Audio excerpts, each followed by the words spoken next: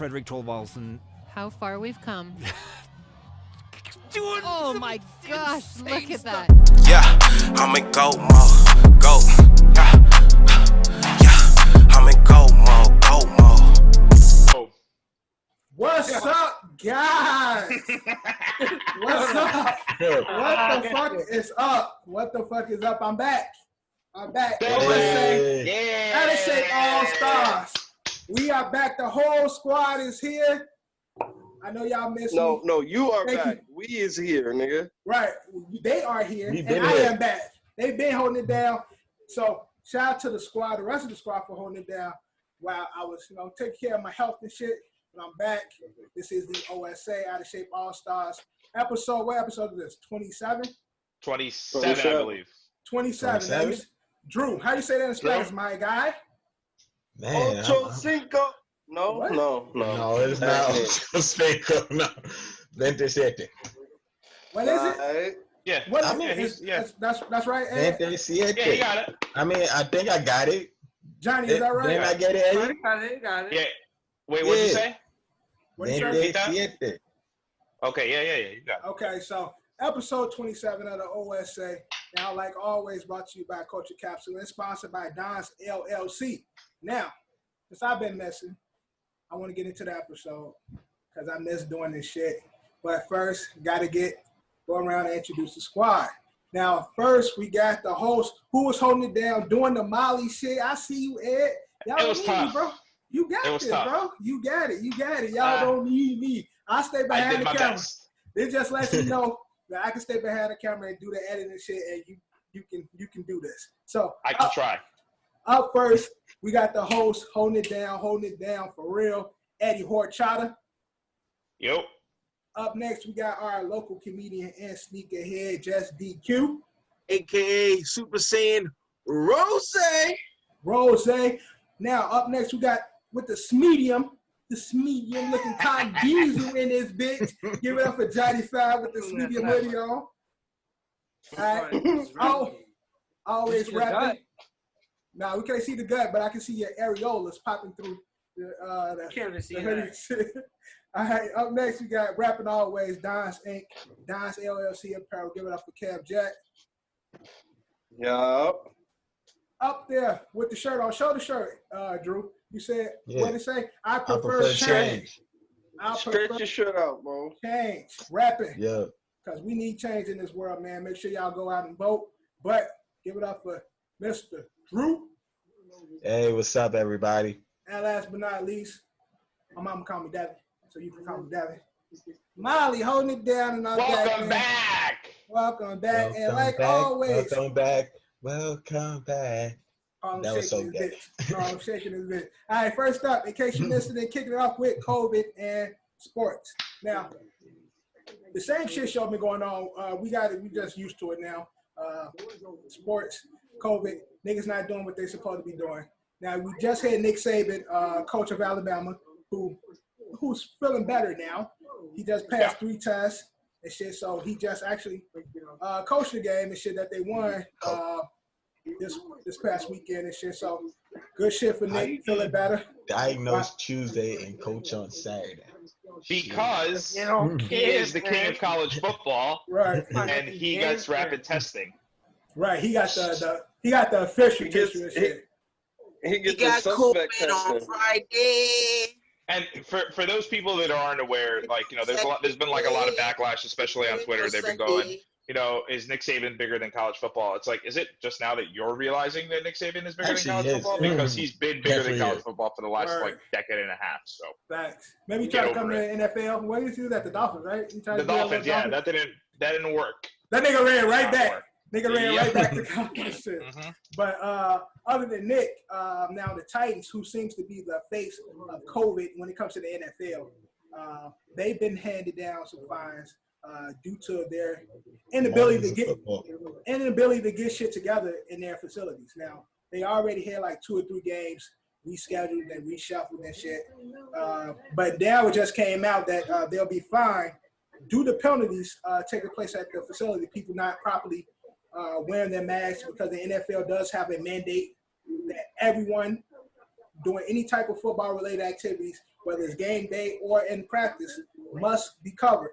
And at the Titans facility, niggas is not doing it. Now, they didn't say who, but they have multiple cases, and that's why they keep having these issues with COVID coming up at their facility because they're doing whatever the fuck they want there. Now, Eddie, I'm going to throw the first question out to you since you're over there playing Goldfish. What you playing, Ed? Goldfish? What you playing? Goldfish? No. The free Oh, okay. What are tarot you talking about? card I'm reading. all in. Oh, you all in? Podcast. All right. So, Yeah. question. What are you talking about? I was all in, and I just came out a lot. What's up? All right. So, first question in regards to the Titans. Now, they are being handed down some fines, but there are also been talk about actually taking away some draft picks from them. Do you think that would be too hefty of a fine with the Titans keep having these COVID issues? I mean, they're going to probably. Let's not forget these are the 5-0 Tennessee Titans. Just won a overtime game. We'll talk about that later. Okay, but these are the 5-0 Tennessee Titans. These guys are probably going to end up with a pretty high draft pick, nonetheless. So it's not like they're going to get the cream of the crop, especially in the top 10. Do I think it's enough? No. I mean, there should just be more. Hit them in their pockets. Don't hit them in their draft class. It doesn't really matter. Right. The team's going to do fine with or without it, and they can always trade in, trade out, and trade players. Not that they will, because they're definitely a win now team. But no, I mean, taking draft picks away from them is like a slap on the wrist. What you saying, John? Quick question. If they was to take the draft pick, what happens to the draft pick? That means one less person is drafted? Yeah, it'll only be 31 teams picking. That's kind of trash for the players then, right? That's bad for the players. So technically, technically, the person that's taken on day 2, so the first overall pick would be the 31st pick.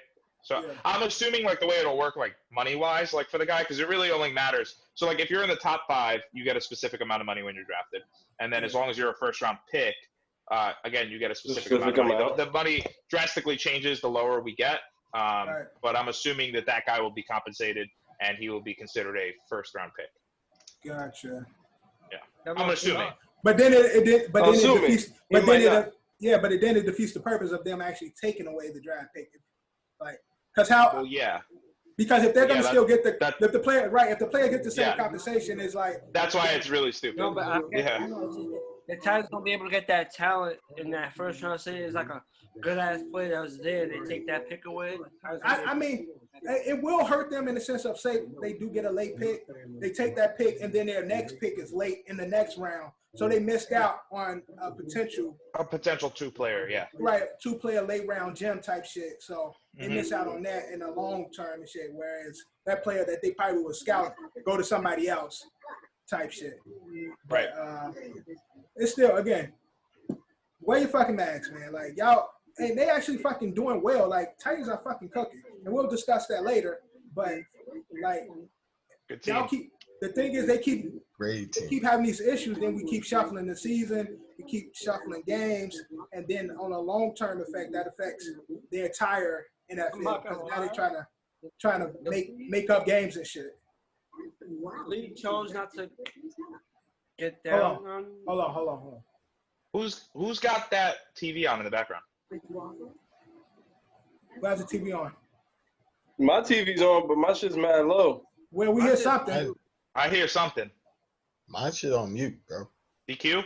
DQ. That's off. That's Kev, So is Kev. My shit's on 8 though. You still hear it? Yeah, Kev, don't mute it, nigga. Yeah, now my shit's on mute. So I knew you can hear my shit. And everybody. My laptop's back on too. My shit is on mute as well. Actually, yo, what channel is that baseball game on? Channel 5. He got all that TV. They don't have closed captions and shit, so you need to read lips. Yeah. Kev can't read. TV's had closed caption for a minute. All right, we back to it, or we waiting on you, Ed? Let's go, I'm loading up, but I'm gonna switch. I'll switch at some point. All right, so I was talking about what we talking about the Titans. Yeah, Titans and COVID. Talking about the pick, about to get into a conversation. Oh, that's what I was gonna say. Yeah. The league chose not to penalize them harshly, right? But yeah, I feel like taking a pick is not gonna be a harsh punishment because literally Titans disobeyed rules and almost had the league shut down. So they have to, put some type of discipline in the air to let them know like you can't be doing it. Right. And they almost fuck the bag up because season gets shut down, they lose out on money. So And that's the problem that they're saying that they're having with the Titan organization as a whole, because there continues to be issues with people following the max rule at the facility. Now, of course, they got the fine, so you would think at this point niggas would be like, okay, it's for real now, so let me put on my max. But if that continues to happen, they can potentially fuck up the bag or make the bag like further away because, again, they keep shuffling games, shuffling buys, and you can only do that shit for so long. Whereas now we got fucking football playing and we in fucking March, April and shit. Okay, now the season got played to the rest of the way. So right. And hopefully if they get a bye round, that'll be like their bye. If they don't get the Right, bye. right. You know? But if anything, like, right, you get a COVID bye and shit, like COVID bye week and shit. But Titans, get y'all shit together, man. We ain't gonna spend too much time on COVID sports, but before we leave it, I want to discuss the Eagles game because we've been discussing like fans being back in the stands. You know, they've been slowly trying to like put family in the fans. And Eagles this week opened their stands up to fans. And it was a fucking brawl. Like, Well, Yeah. it's Philly. That's what I happens. mean, sorry, Philly. Barrett, but I mean, Philly fans are the Philly. worst. like how fucking dumb are y'all? Like That y'all ain't just, dumb. That's Philly for you. Honestly, That's just Philly. shame on the guy that decided to come into that stadium wearing a Baltimore Ravens jersey. He should have known better. yeah, in the What? video. Yeah, in the video they were snuffing his ass like like a Damn. quick 21 jump street on his ass. But but then again, now for other fans, this potentially fuck it up because now they're gonna look at it like, oh well, they don't care about quarantining or keeping a safe distance because they out here trying to brawl. That potentially is a way to spread it, and then now they close down their stadium, and then other stadiums look at it like, well, now we got to take extra precautions if we want to start possibly bringing fans in. So y'all just be fucking up people. Fans in the stands are bad idea. I mean, Yeah, it's just a bad idea. It's been a bad idea since game one. So, but that's COVID and sport. We're gonna move on to the only sport I wouldn't say worth talking about. Football been okay, but we're in the World Series now. We doing our MLB recap. All the shit we done dealt with the shit show that was the MLB. We finally here. Finally made it. World Series. Rays. What happened? It was so close that both teams almost blew 3-1 leads. Yeah, it was Both crazy. teams. Right. Astros came Braves back 3-0, suck. and Braves gave up a 3-1 lead. Yeah. Astros won. They came back from 3-0. Braves gave up the 3-1 lead. But more of the story that both teams was up 3. They had they only had one game to win. I really thought Astros was gonna come back. Can you guys want to just get the Astros Almost elephant out of the room good. real quick? Fuck the Astros. You want to get the elephant out of the room? Go ahead, get the elephant out.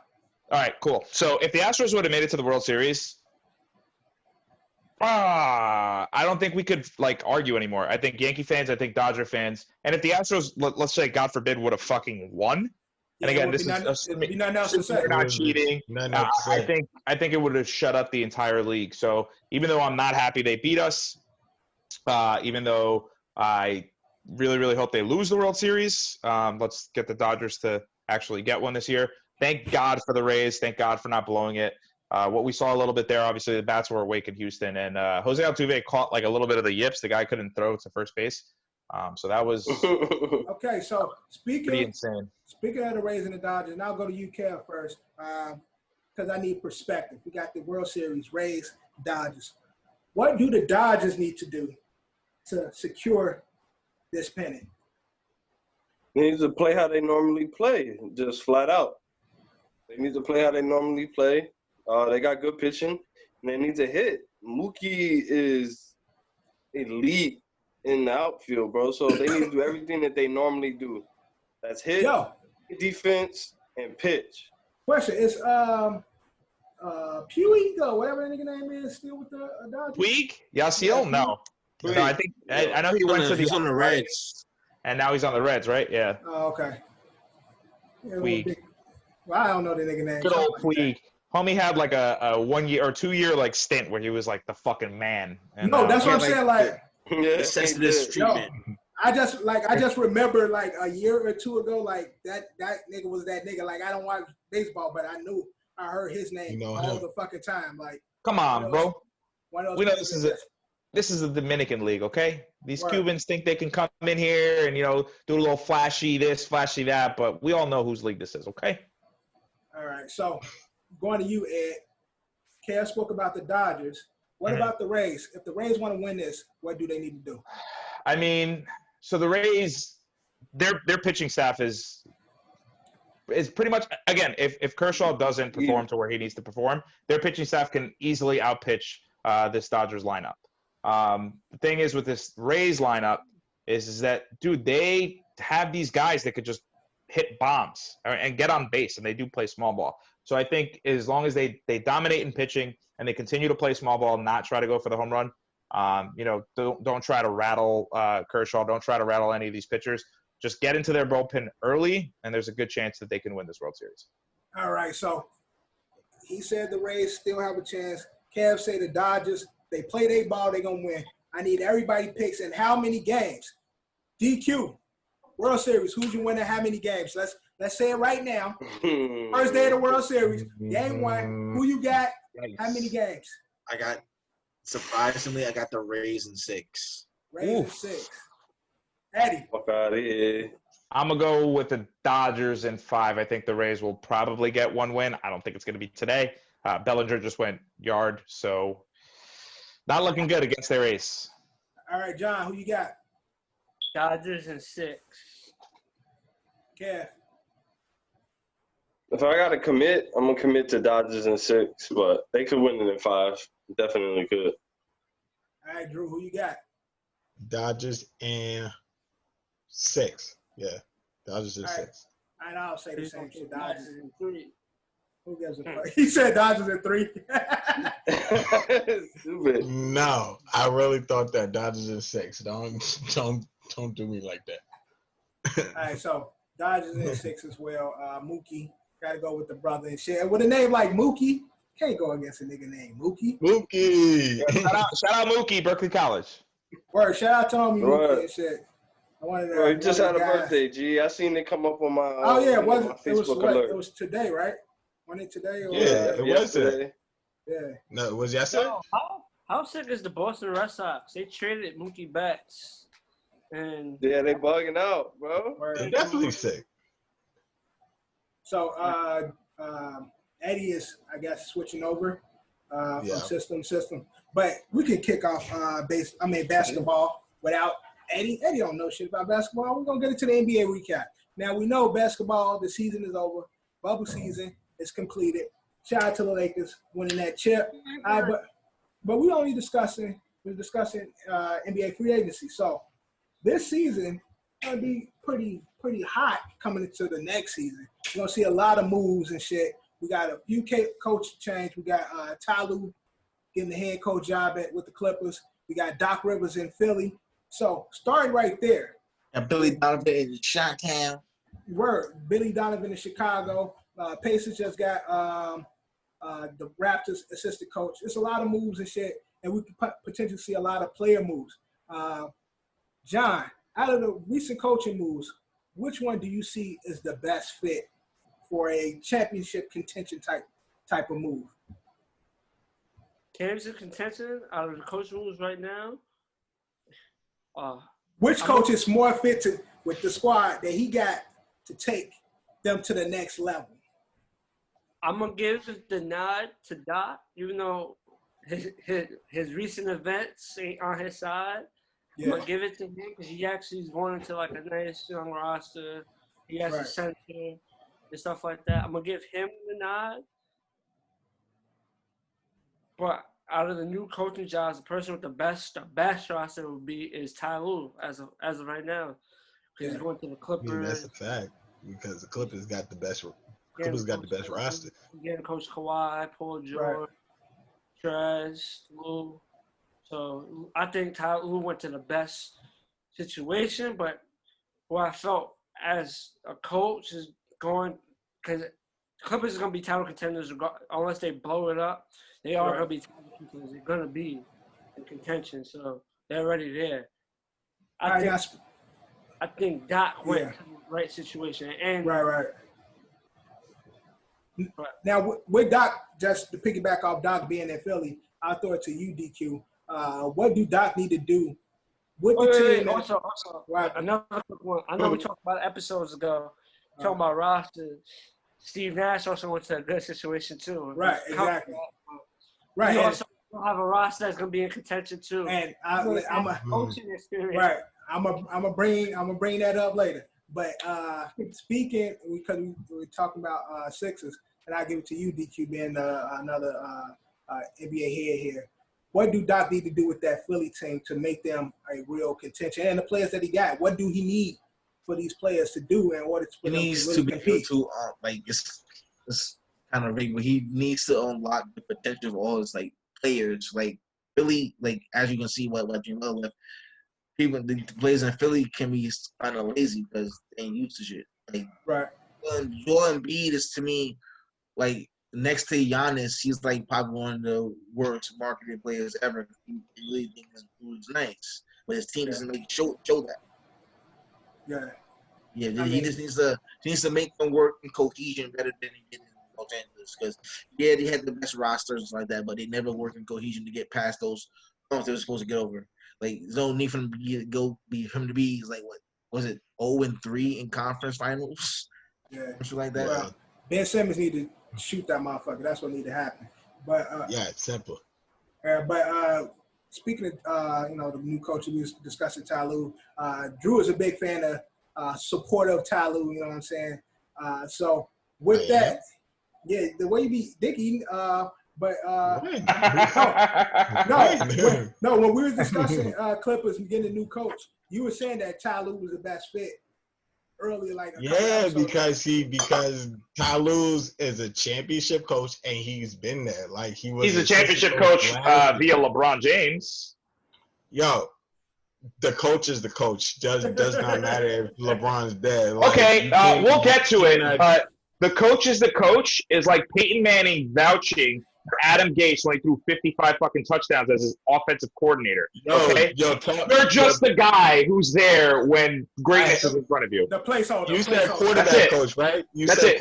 You want to know what Ty Lue did? Was the head coach of Tom Brady? Would Tom Brady be the GOAT right now? So Ty Lue got the ice for LeBron's knees after he played 42 minutes. That's what Ty Lue did. Y'all be disrespected, bro. That's straight disrespectful. Straight disrespectful. My question to you, Drew, with Ty Lue being the head coach now with the Clippers, we saw that they shit on themselves last year in the bubble. What do Ty Lue need from his players? Do they need anything additional? What do that team need to get over that hump and really be the contenders against the Lakers and the West? They need to stop being fucking babies. All this load management shit is not going to cut it. That's why they didn't have chemistry last season because they said last year, fucking before this whole bubble, the starting five played a total of 12 games together before the playoffs even happened. And you wonder why y'all don't have chemistry because of all this load management bullshit that's happening with Kawhi Leonard, Paul George, all that superstar shit needs to cut down right now. Like Ty Lue, go in there and we playing these games. Don't bow down to fucking Kawhi Leonard and say I'm going to play this game. Then I'm going to take off the next 2 games. Then I'm going to play this game. That's not going to work. Yeah, I heard they would Kawhi would have his girl. Kawhi would have his girl on the team playing and shit. He just did. Kawhi just did whatever the fuck he wanted. I'm sitting in this game. I'll do this. I'm gonna play this. Yeah, that's that bullshit, bro. And it fucks up team chemistry because before Kawhi Leonard and Paul George got there, Lou Will, Montrez, and fucking I forgot third player, but Lou Will and Montrez build up a culture in that team and like a culture of doing your hard work. Like these are hard, gritty players. Like I think like Paul George and Kawhi Leonard being like the sensitive superstars kind of broke up that grittiness that the team had. Like it messed with the chemistry. Like Yeah, I mean, they don't like to say it, but it did. They don't like to say it, but it did. They definitely need another person there, another vocal leader, another real point guard to me. But we'll go around because there's a lot of free agency, restricted, unrestricted player options coming up. I'm going to go around and ask everybody, what's one player move that you guys are looking forward to or want to see coming into this offseason? Kev, I'll go to you first. If you've been paying attention to free agency and who's potentially on the move or type of shit like that, is there anybody that you looking forward to seeing like do something different this upcoming season? I know there's rumors about Giannis going like multiple places. I'm sorry to tell Knicks fans, he definitely is not coming to the Knicks.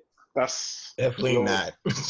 There's no reason to, but I think it's more likely that Antetokounmpo can come to the Knicks. But again, Knicks fans, also like myself, there are no guarantees that anybody will come to the Knicks. But if someone does, it'll be Antetokounmpo. So I'm looking forward to that. That'd be dope.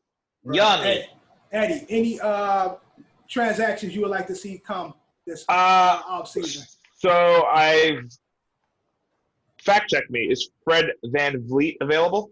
Yes. He will be, yes. Yeah. His options are to re-sign with the Toronto Raptors, correct? Yep.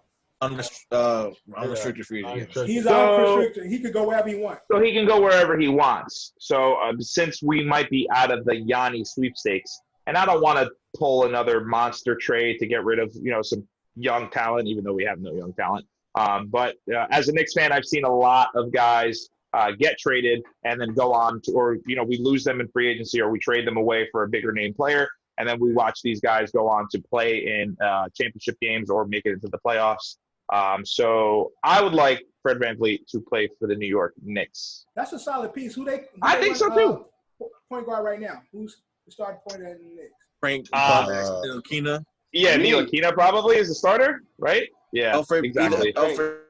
Exactly. And since we might be out of the, I'm sure we'll get to that in a couple episodes, but I'm pretty sure we're out of the LaMelo sweepstakes. So, yeah, it'd be nice to get somebody that's proven in this league. Well, you talking about the Knicks? Supposedly, I seen something. I don't know how true it is. You read shit, social media, internet. They said Carmelo would like to go back to the Knicks if the Knicks make a move. I'll take that. No. I want Melo back. No. Melo stay in Portland, man. Melo stay in Portland. Everybody. No, Melo. Come home, Melo. Come home, Melo. Now we treated him dirty. John, stay in Portland. What transaction that you would like to see or looking forward to coming up? I know you rated up Polo Smoke on D Rose, but I know. I knew it. I know that's where John's going. Nah, that'd be the perfect move. I would love to play for the Lakers. Nah, that would be dope, though. He's not. Listen, he's not as athletic and yeah, as he used to be, but he's a really good basketball player. Still. Yeah, he can still put up 15 to 20 points like on a. Now imagine, yeah, he could start for the Lakers, but most likely if he's to come to the Lakers, they're probably gonna put him on the bench. Yeah, that second team gonna be nasty. He could be that third scorer that the Lakers didn't really have all year. Right. It was just like the Lakers by committee. Like Kuzma had his game. Then Kuzma had his game. It's like, where the fuck is Kuzma?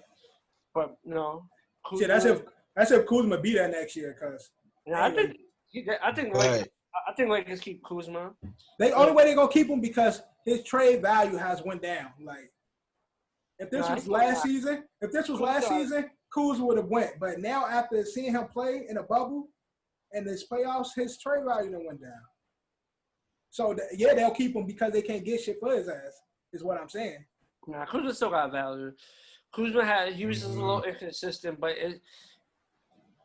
I think Kuzma's a starter, but they try to use him in the bench role, coming up the bench. And obviously the offense, LeBron gets everybody involved. It's basically a two-man offense, and like if nothing's going on with the two-man, swing it to the open man. I guess you just gotta get Justin used to that. I mean, honestly, if you play with LeBron, they only looking for spot shooters. Like, so there's not really much room to grow playing with LeBron unless you already a superstar, because everybody is defense and spot shooting. Get open, we're gonna dish it, and you just shoot. Kuzma's first year with Brian, he didn't play bad. No, he averaged like 17, 18. It's just now it's two superstars on the team. So he's now adjusting to playing with them. So he didn't have the best season. Yeah. Because he didn't really fully adjust to the system, I would say. But Kuzma's supposed to be that third scorer for the Lakers. It's supposed to be Brian, AD, and Kuz. I mean, he was supposed to be. It could be Brian, AD, D-Rose. Right. You think D-Rose got – Kuzma could be 4. DQ, who is your transaction that you're looking forward to seeing, or will hopefully like to see coming into this NBA offseason?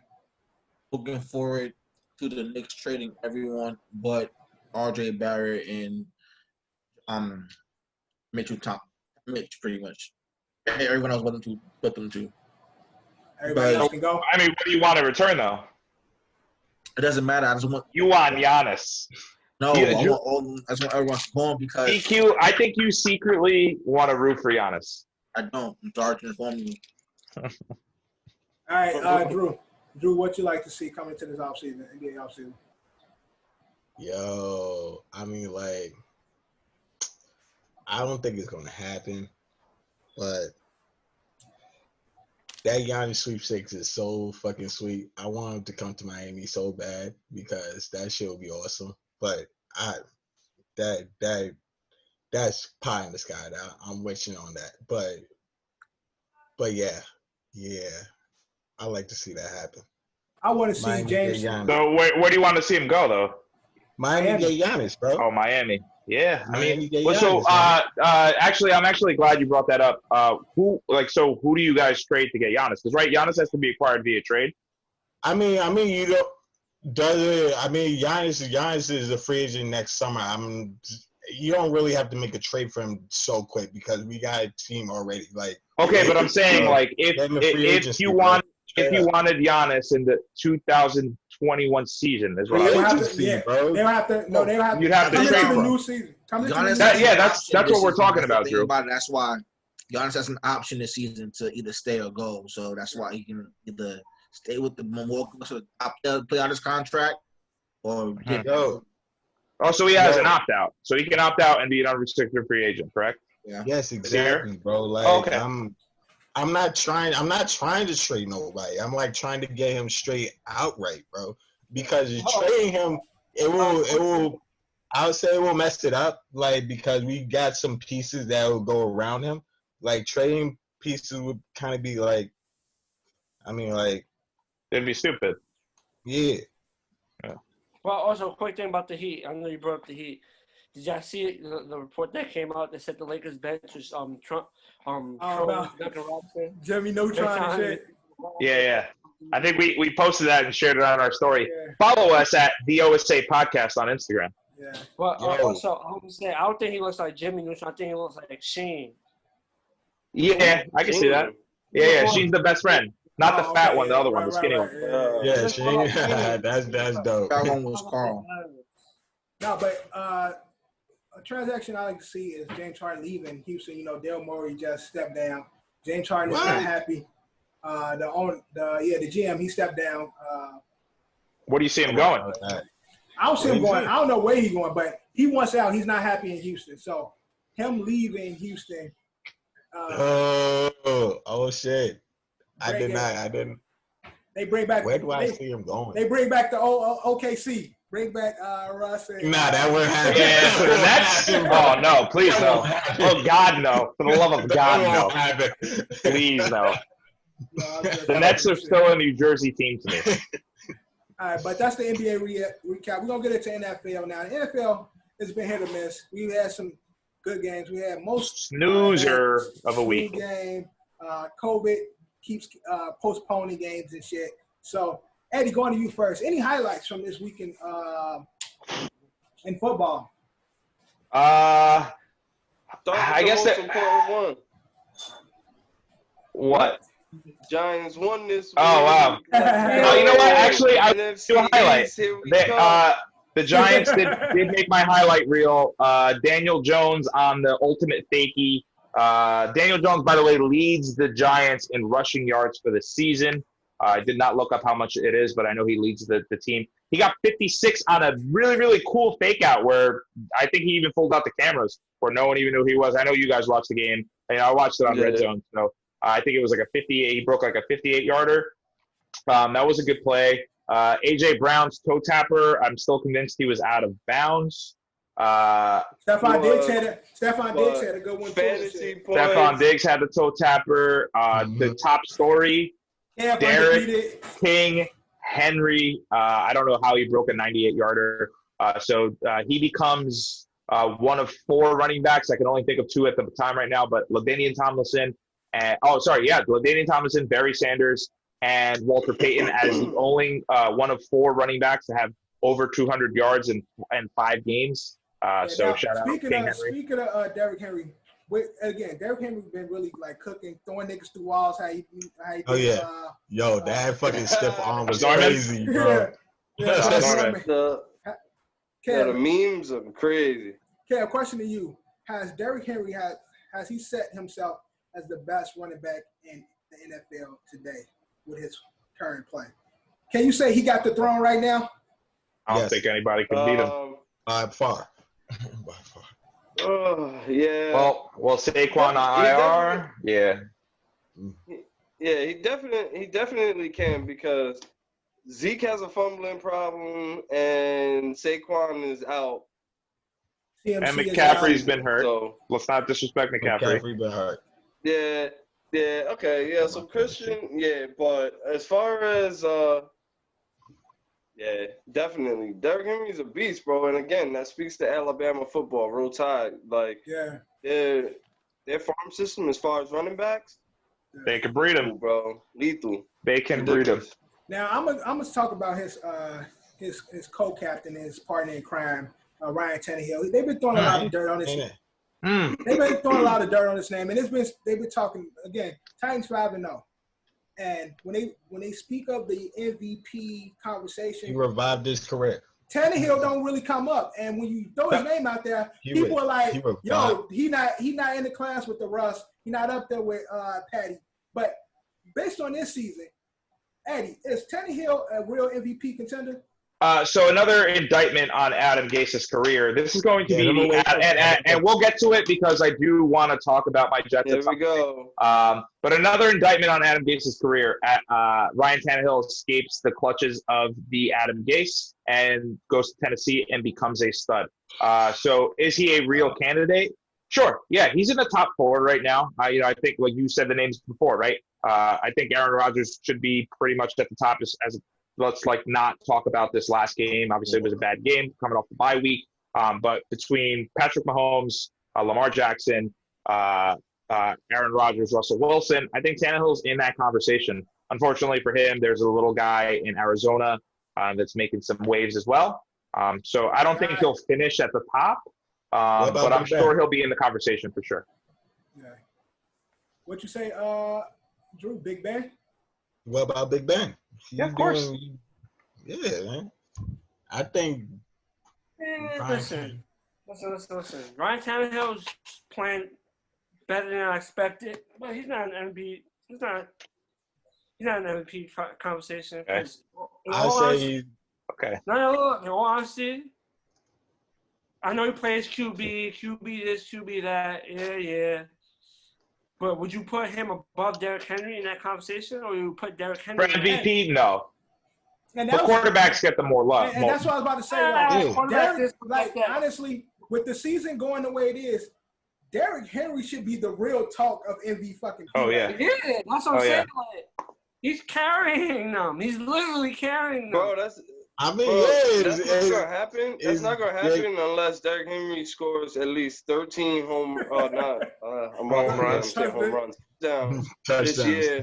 And well, the record's 28. He finishes with 1,500 yards or shit. 100. No. Nah, yeah, I was gonna say 15. I was gonna say 16 though. Unless he finishes with 100 yards and finishes with at least 15 touches. He's not getting it. He needs bro. a That LaDainian award Tomlinson is too type season. prestigious for Yeah, quarterbacks. he needs a LaDainian Tomlinson type season. Yeah, and that's not happening. And LT had what, 22 28 or 22 touchdowns and over 2,000 yards. No. If he gets like 1,800 rushing yards and he gets like 23 touchdowns, he's MVP. And 23. 14-2. And the Titans go 14-2, he's MVP. If the Titans finish the best record and he gets 18 touchdowns or 1,800 yards that range from 1,750 to 2,000 and 17 touchdowns to 22, that's MVP. Come on now. Yeah. I know it's always cute. I hope they give it to him. It'd be nice to see a non-quarterback win MVP. Right. Who's the last non-quarterback to win? AP? AP was the last non-quarterback to win. I don't know. I will look that up. You continue the conversation. All right, He but rushed for 2,000 yards. And Christian right. Ponder was the starting quarterback. And AP put the team on his back. right, Christian Ponder, Minnesota. Yeah, bum ass. But speaking of, we'll move on to the game of the week. Packers versus Buccaneers. John, what do you take from that game? Well, I tell you, the bad man is the bad man. But what did I tell you? I told you. John, it was a bad game. It was a bad game. It was a bad game. It was a bad game for the bad man. I would not put too much thought on it. TKO. I'm not gonna lie, that was a TKO. Someone should have threw the towel in. Yeah. The defense, Okay, bro. Like the but defense, John, understand that we went from Tom Brady not knowing what down it was to having his defense beat up on one of the best teams in football. Yeah. I don't give him that much credit. I give more credit to the defense than I give to Tom Brady and Gronk, who finally. That's what Gronk finally did something after I dropped him and shit. Yeah. Now look at it this way. No offense to Nick Foles. No offense to Nick Foles. Nick Foles is not. Salty. They talk about Brady, Rodgers being the best. So Brady probably, even though he doesn't need the motivation, he probably put a little extra in his game to play against Rodgers. But look, also, you want to talk about defense. Defense is what let the Bears win last week. The Bears came down. Bears defense is finally coming around, but right, they come together. So just a quick fact check real quick. The last player to win MVP that was not a quarterback was LaDainian Tomlinson in 2006. That's the year we were all AP didn't win? No, AP won. AP won MVP. Yeah, AP definitely got it. Yeah. I don't think so. Got the MVP, bro. I don't think so. Check it. I know he was a Madden cover boy, but he definitely got MVP. And AP definitely got MVP, bro. For his efforts, he received an MVP. Okay, yeah. Okay, you got it. No. 2012 MVP. Yeah, you got it. Yeah. Okay. Correction. You're all right. I'm wrong. All right. Mm-hmm. But a moral story, Ed, and for all of you, don't bet against GOAT Brady. Okay. It was a defense, yeah. You see the Batman hit that? So that, and then now, for a touchdown that wasn't even he did.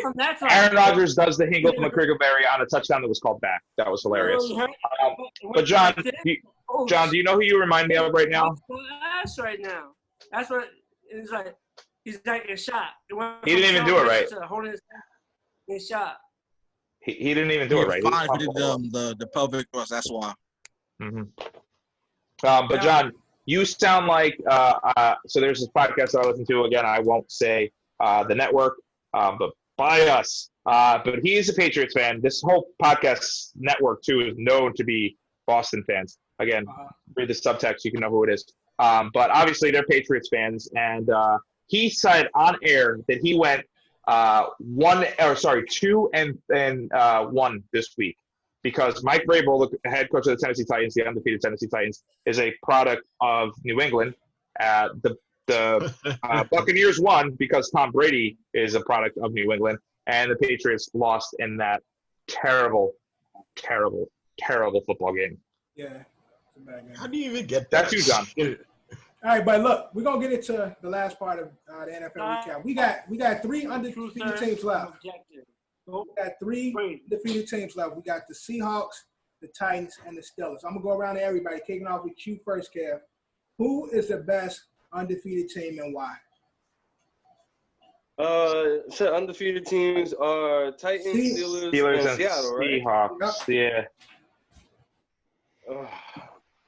So just to piggyback off, I know you weren't here last week, Dev. So just to piggyback off what I was saying last week, I guess out of those three, if I had to pick, I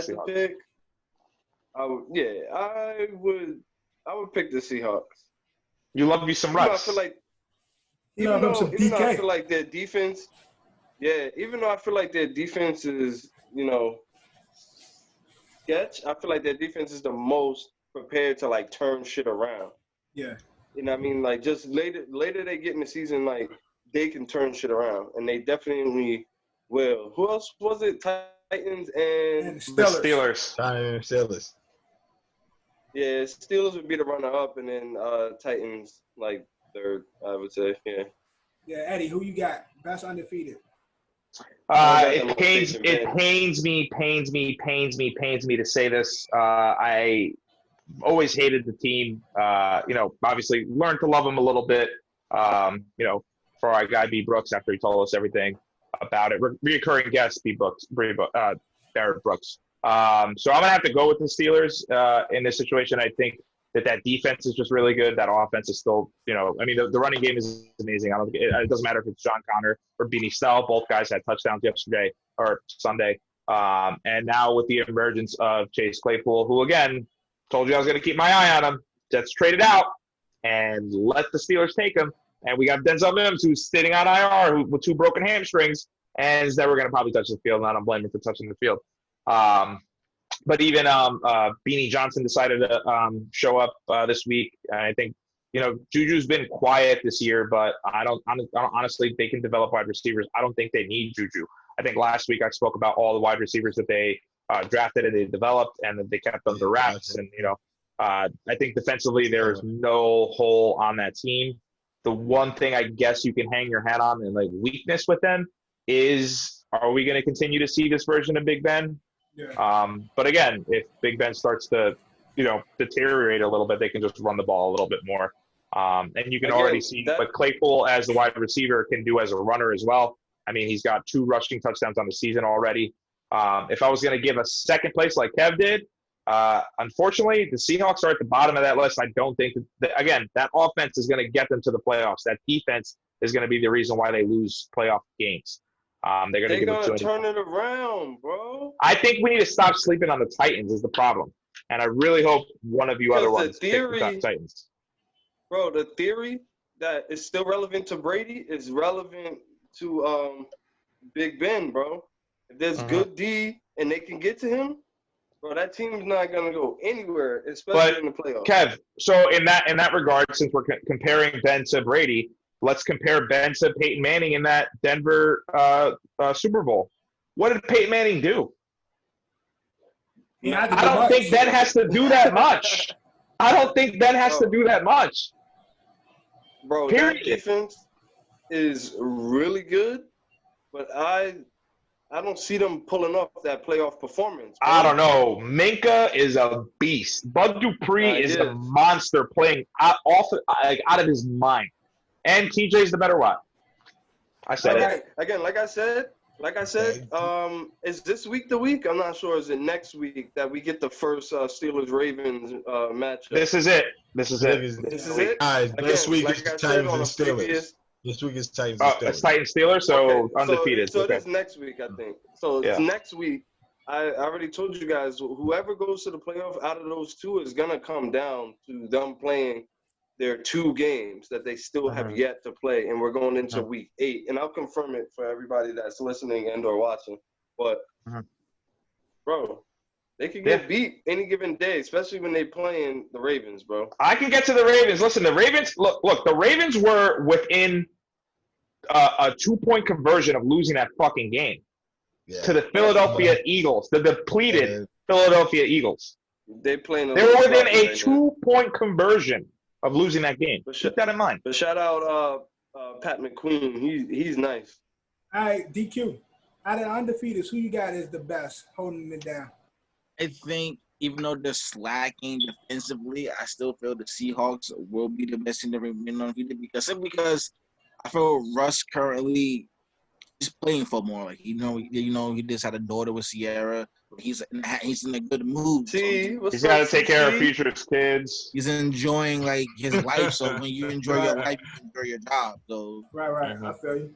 All right, Drew. Who you Got to got? get that sex change. Best of the undefeated.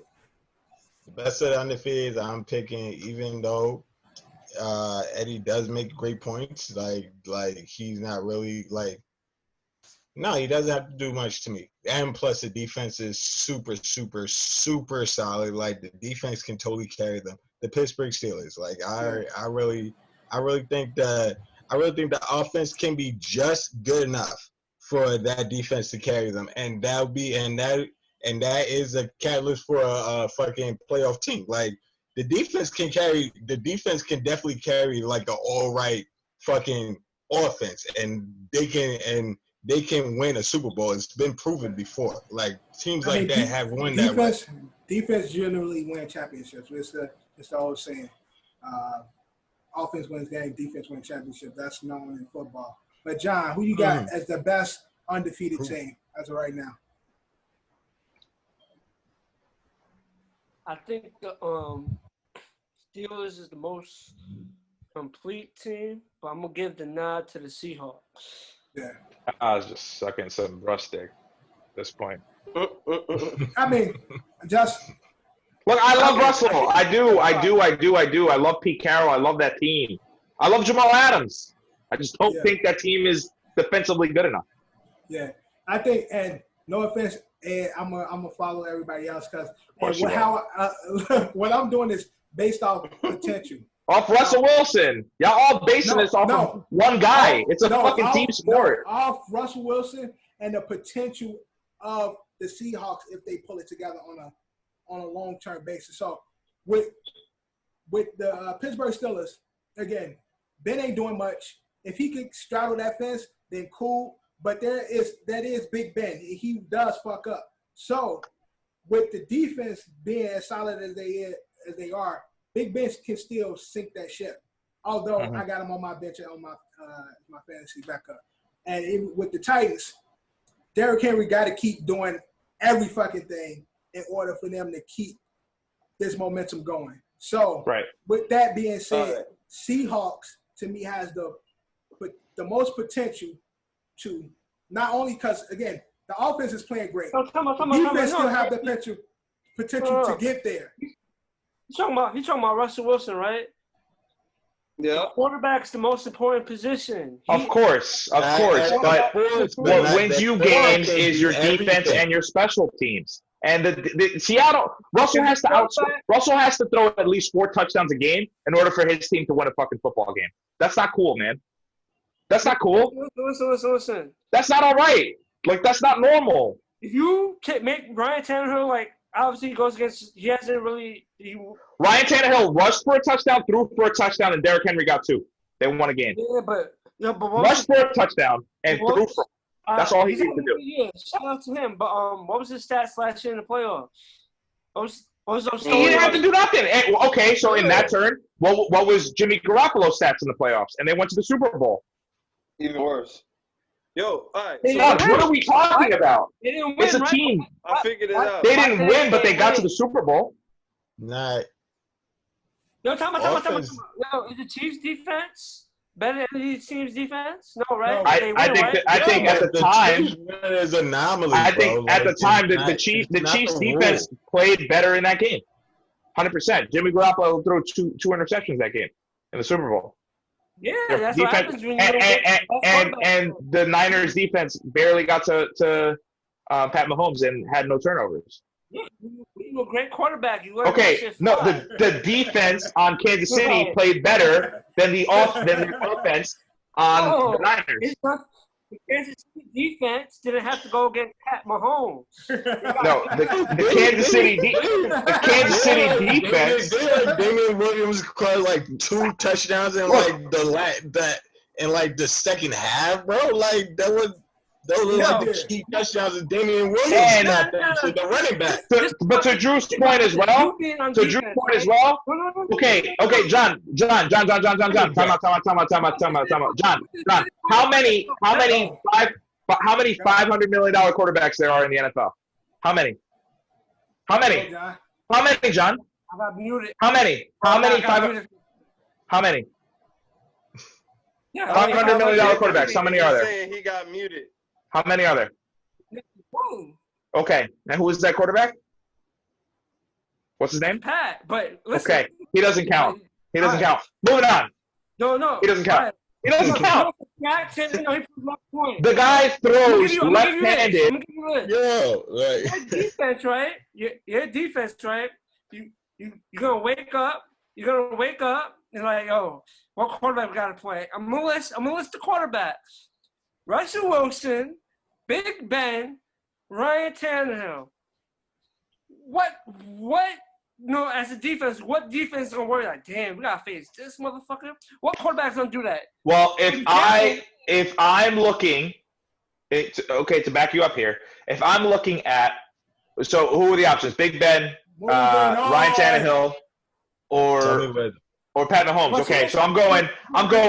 Fuck, I got Pat Mahomes, I got Travis Kelce, I got Tyreek Hill. I'm not gonna count Sammy Watkins, so I'm gonna count those big three, right? Then I look at the Steelers. Okay, I got James Conner, I got Big Ben, and I got Juju.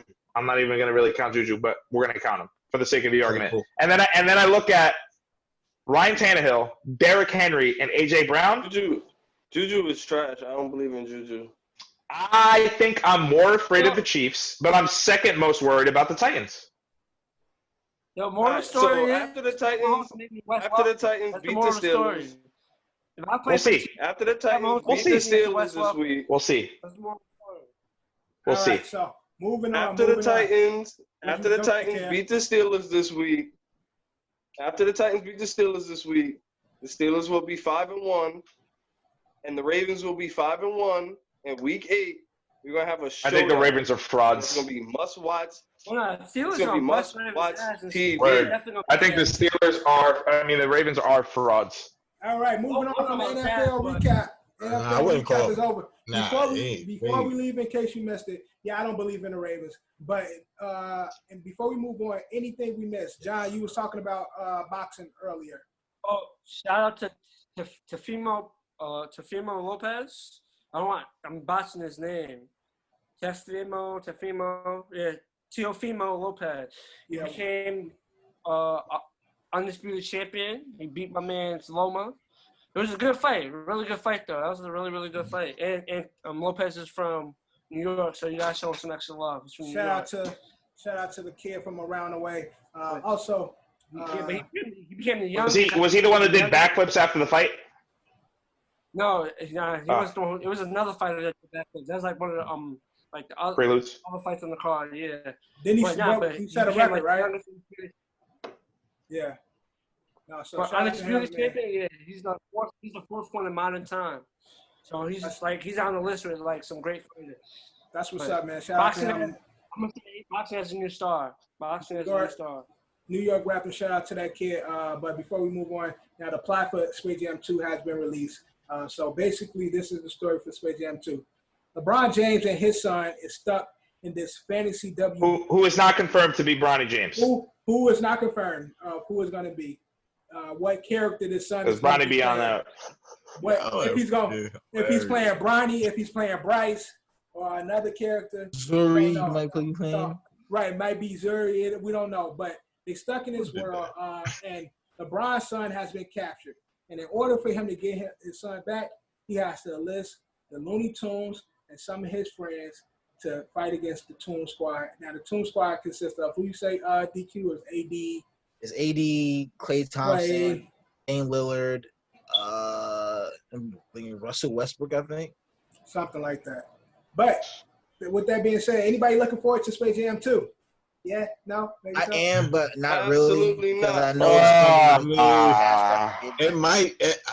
I'll see for free. I'll move for free. Don't talk about your illegal activities. Get a VPN. Anyway, VPN Vanish. Sponsor. And for dickhead of the day, go ahead, John.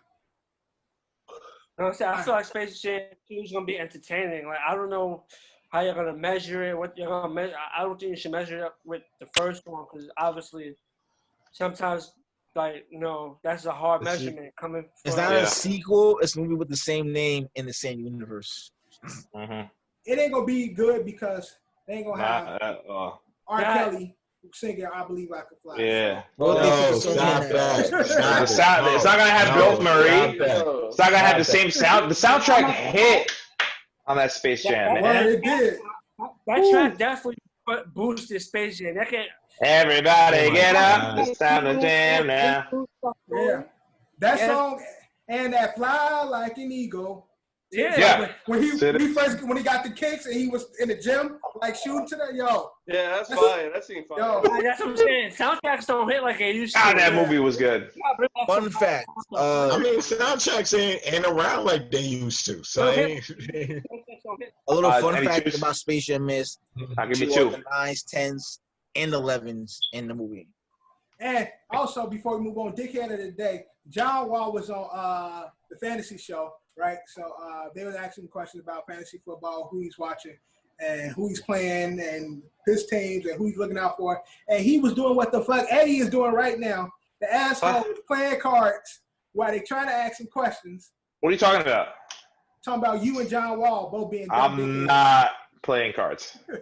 So, shout out to the dickhead John Wall for playing cards, playing space, whatever. I like that. Dickhead of the day or dickhead of the week. So we'll probably have a bunch of these now that I'm aware. The only other thing, too, that I had to, again, now that my laptop is fully loaded, Khabib wants to fight George St. Pierre at UFC 254. I'm pretty sure George St. Pierre is out of his prime. Yeah, but he'll beat his ass, though. I think he's going to fuck him up regardless. Come up on that dub, son. Yeah, I don't know. St. Pierre's a scary person. I'll watch it. If GSP wins, I'll watch it. But he's all right, but he's out of his prime. All right, but that's in case you missed it, man. We're moving on. Bag it or trash it. Bag it or trash it. First up, now there's been talks about AD. After the game, they was after they won, they were discussing what's his plans for the future in regards to Laker Nation. He was stating that he was unsure, but he's just basking in the moment right now. But he wasn't sure of his future when it comes to the Lakers, although I think he's going to be there. But back to the trash. First question. Can Lakers repeat without AD?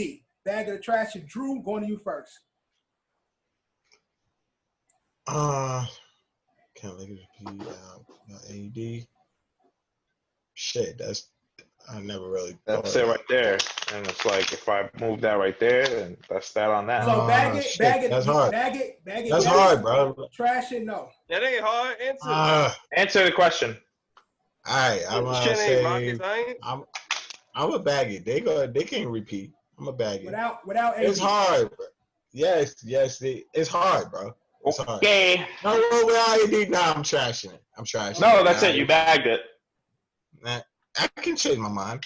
Go with you want to go with. I can change my mind. All right, Kev, bag of the trash. Can Lakers repeat without AD? Trash it, bro. Why would they? How? LeBron needs somebody else that's dominant. That's what. LeBron needs somebody else that's dominant because he knows that he can't do it by himself.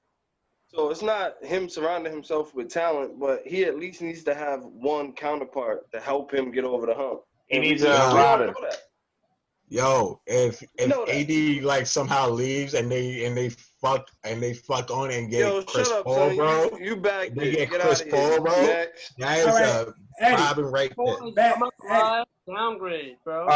So a couple of questions. Obviously, everyone knows I'm not that well versed in basketball. Bro. Okay. I swear to God. Okay, Drew. Okay, your turn is up. It's my turn now. Okay. As I'm not that well versed in basketball, I just need a couple questions answered before I give you my answer. Did the Lakers win before AD was there? No. Okay, with LeBron on the team, obviously. Okay. He got injured last year, but he got injured. Okay. Brings me to my next question. Thank you for that. Was LeBron really injured the whole year last year? No, he wasn't. He said Absolutely not. No, he Okay. Question number 3. Do you think that the Lakers were like, hey, LeBron, you should probably sit this out until we can get some more pieces around you, a.k.a. until we get AD? yes. Okay. I mean, So, yeah, I'm going to trash it. I don't think they could have won without him. I think there was a reason why they traded their young team, obviously with Ball being included in that and Ingram being included in that. I think they traded big pieces of their team because LeBron did not want them there anymore because that's what he does when he comes there. He becomes general manager LeBron. And he got his buddy, and, good for him. It ended up working out, and they got a championship out of it. So do I think he can win it on his own? No, unless his son comes up, which I think he's a couple of years out from that. So AD would be stupid to leave the Lakers anyway. That's just he won't. Johnny, bag of the trash it. Can the Lakers win without AD? Trashing it. We can't win. They need AD. Yeah, John. Part of the package to make him a deadly threat. You know what I'm trying to say? Like, yeah, he's a part of the winning package. Drew, you keep talking over everybody, bro. Yeah, get your ET fingers out of Drew got benched because we haven't done that in a while. Should I send him? Nah, I ain't gonna do it to him. I'm just muted. Don't do it All to right, DQ, bag of the trash. Can Lakers win without AD? I'm trashing it because I'm not saying LeBron is a great player. I'm saying a player like AD is what got them over the hump of winning the championship in the first place. Right. I mean, You put again, LeBron, you could put LeBron or AD on any team. That team is going to win a championship, but with certain pieces together in cohesion, that's really going to work properly. And again, AD is an anomaly. There's nobody who can stick him. There's nobody that can do what he does. So you put AD against with a caliber player. Not saying LeBron, but a superstar player next to AD. You are in good contention to be in a fucking championship. Like, AD is just impossible to stop. He's impossible to plan for. So I'm definitely trashing them winning without AD. All right, next question. Now, there's talks about Giannis on the move. Drew, I'll go to you first because there's been also these talks about him heading off to Miami, man, going to South Beach. So, bag of the trash, and Drew. Would Giannis make Miami NBA Finals favorites? Bag of the trash. My son Mookie just hit a home run. What's the score now? 3-1? all right, fuck what y'all talking about. It's my turn. 7-1. Yeah, Go ahead. Go ahead, Drew. Fuck y'all too. I am gonna bag it because they were already in the playoffs they were already in the finals without Giannis, and with Giannis, that's kind of fucking makes them an even better team. So yeah, they will be the damn favorites. Talk your shit, Drew. Yeah, I'm gonna bag that shit. Yeah, fuck yeah, Drew. You're Miami Heat.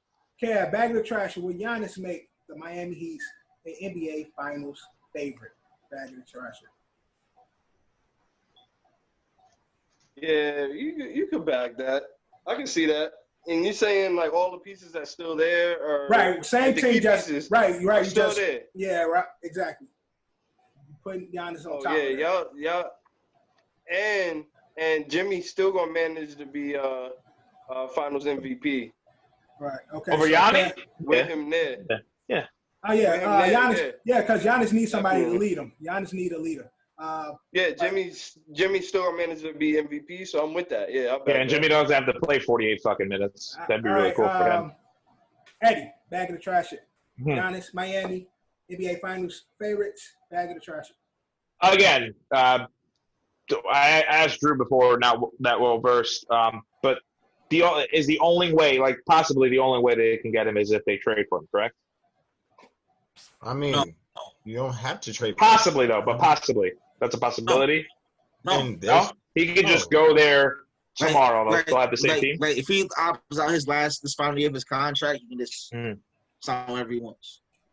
Again, but that's for this current year. Yeah. So okay.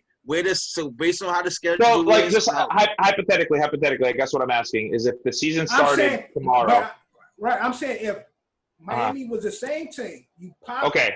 Giannis. That's what I want to know. That's all I want to know. That's it. I'll bag it. I'll bag it because of the same team being there again. This team already shocked the world by even getting to the final. I'm pretty sure that they got a little bit more credit than they deserved. Sorry, they proved a little bit more than they deserved by stretching the game out to a 6-game series. So the fact that they were even able to win 2 when a lot of people were saying, oh yeah, they're just going to get swept or gentlemen swept. They'll probably just give up 1 game and then lose 4 in a row. I think with Giannis, they could have a possibility to see the Lakers again in a rematch.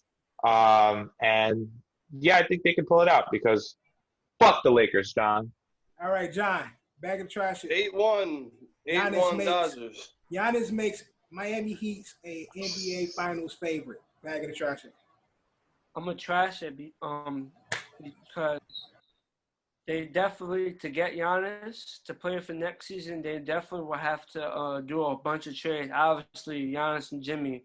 You missing a the great pair. But John, the question is that the team stays the same. If plus you put Giannis. Giannis in the current Miami team, are they Miami? Miami. The Miami team. They'll be called the Miami Heat. If you put, Giannis on that team right now, as constructed, are they Finals favorites? No, trash it. Trash. Why? Lakers is the favorite. Lakers. Right. But I love you, man. I'm behind him on that because I don't. John's such I don't a homer, agree. though.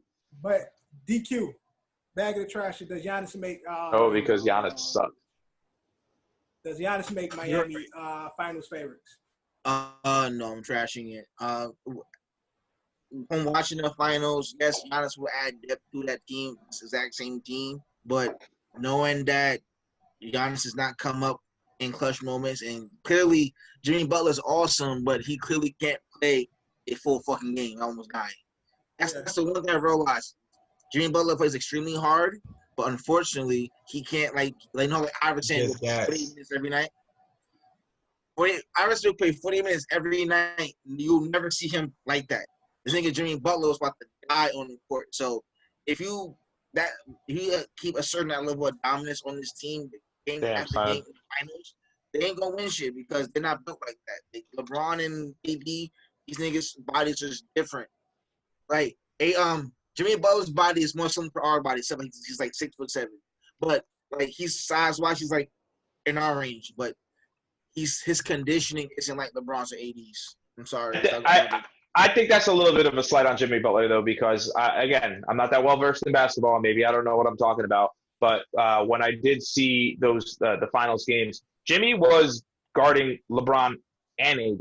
And that's why I was saying 45 minutes. So honestly, his 45 minutes was a lot different than LeBron's. That's what I'm AD's. saying, than LeBron's and AD's. Exactly. So I think Jimmy put it all on the court there, and that showed. It's like that classic, like when LeBron was on the Cavs, and everybody was celebrating that win, and there was that picture of LeBron in the locker room with the 2 ice packs on his knees, and like everybody was like, LeBron looks like this, so Yaka look like that, and like everybody else was like celebrating and dancing because they won.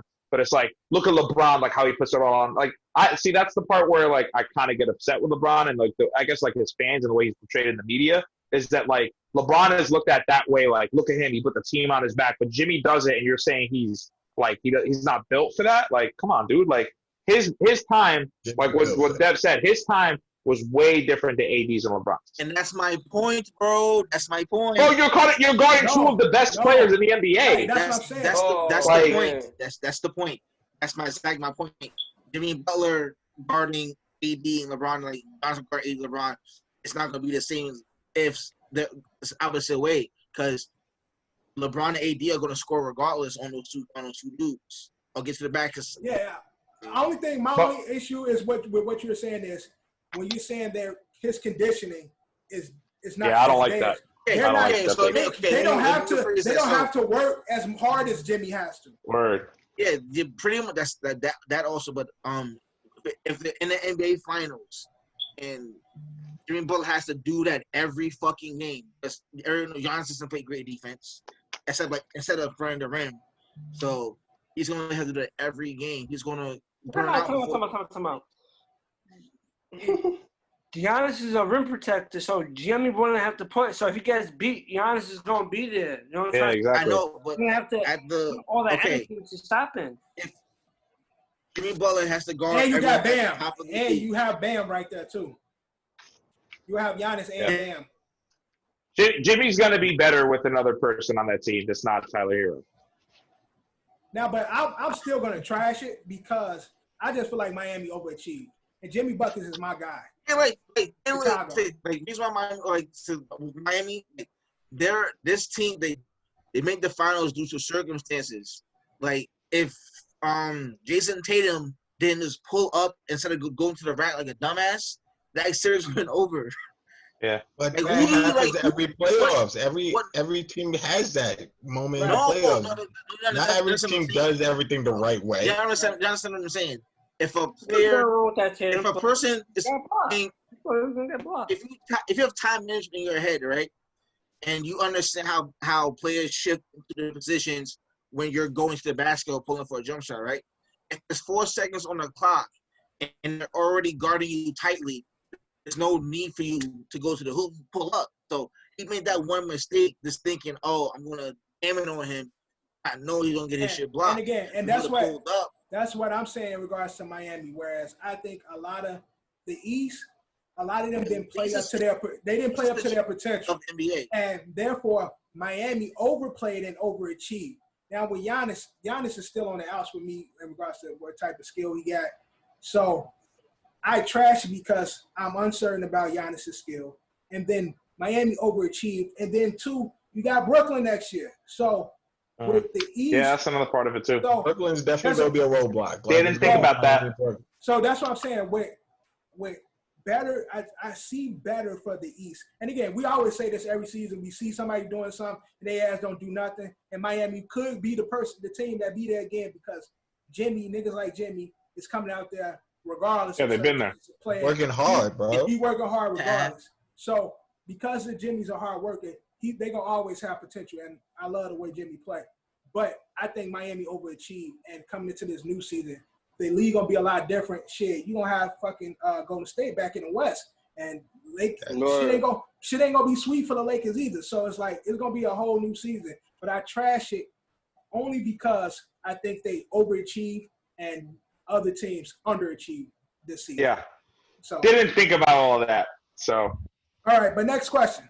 Now we didn't see him this week, but Eddie's guy is in Kansas City now. So good for him, man. So proud of him. So happy for him. Now Chiefs are what, 5-1? 5-1? 4? Correct. Yeah, that stunner against So- the Raiders. But they've been playing a little shaky lately, close games. But they got Le'Veon, so some more dimension to the team. Bag or trash it. Going to you first, Cav. Does Le'Veon make the Chiefs impossible to beat? Bag or trash it.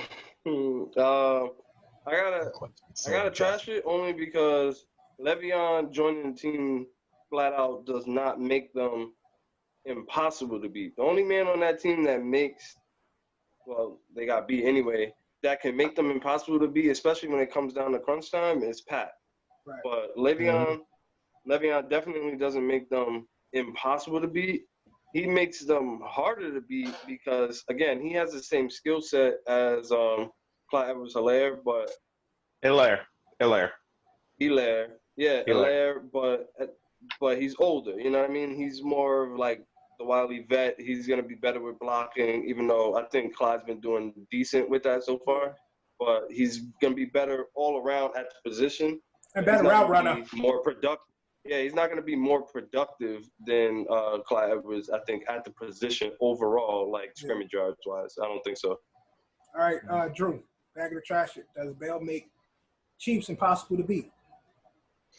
That is so absolute. Your question is such an absolute question.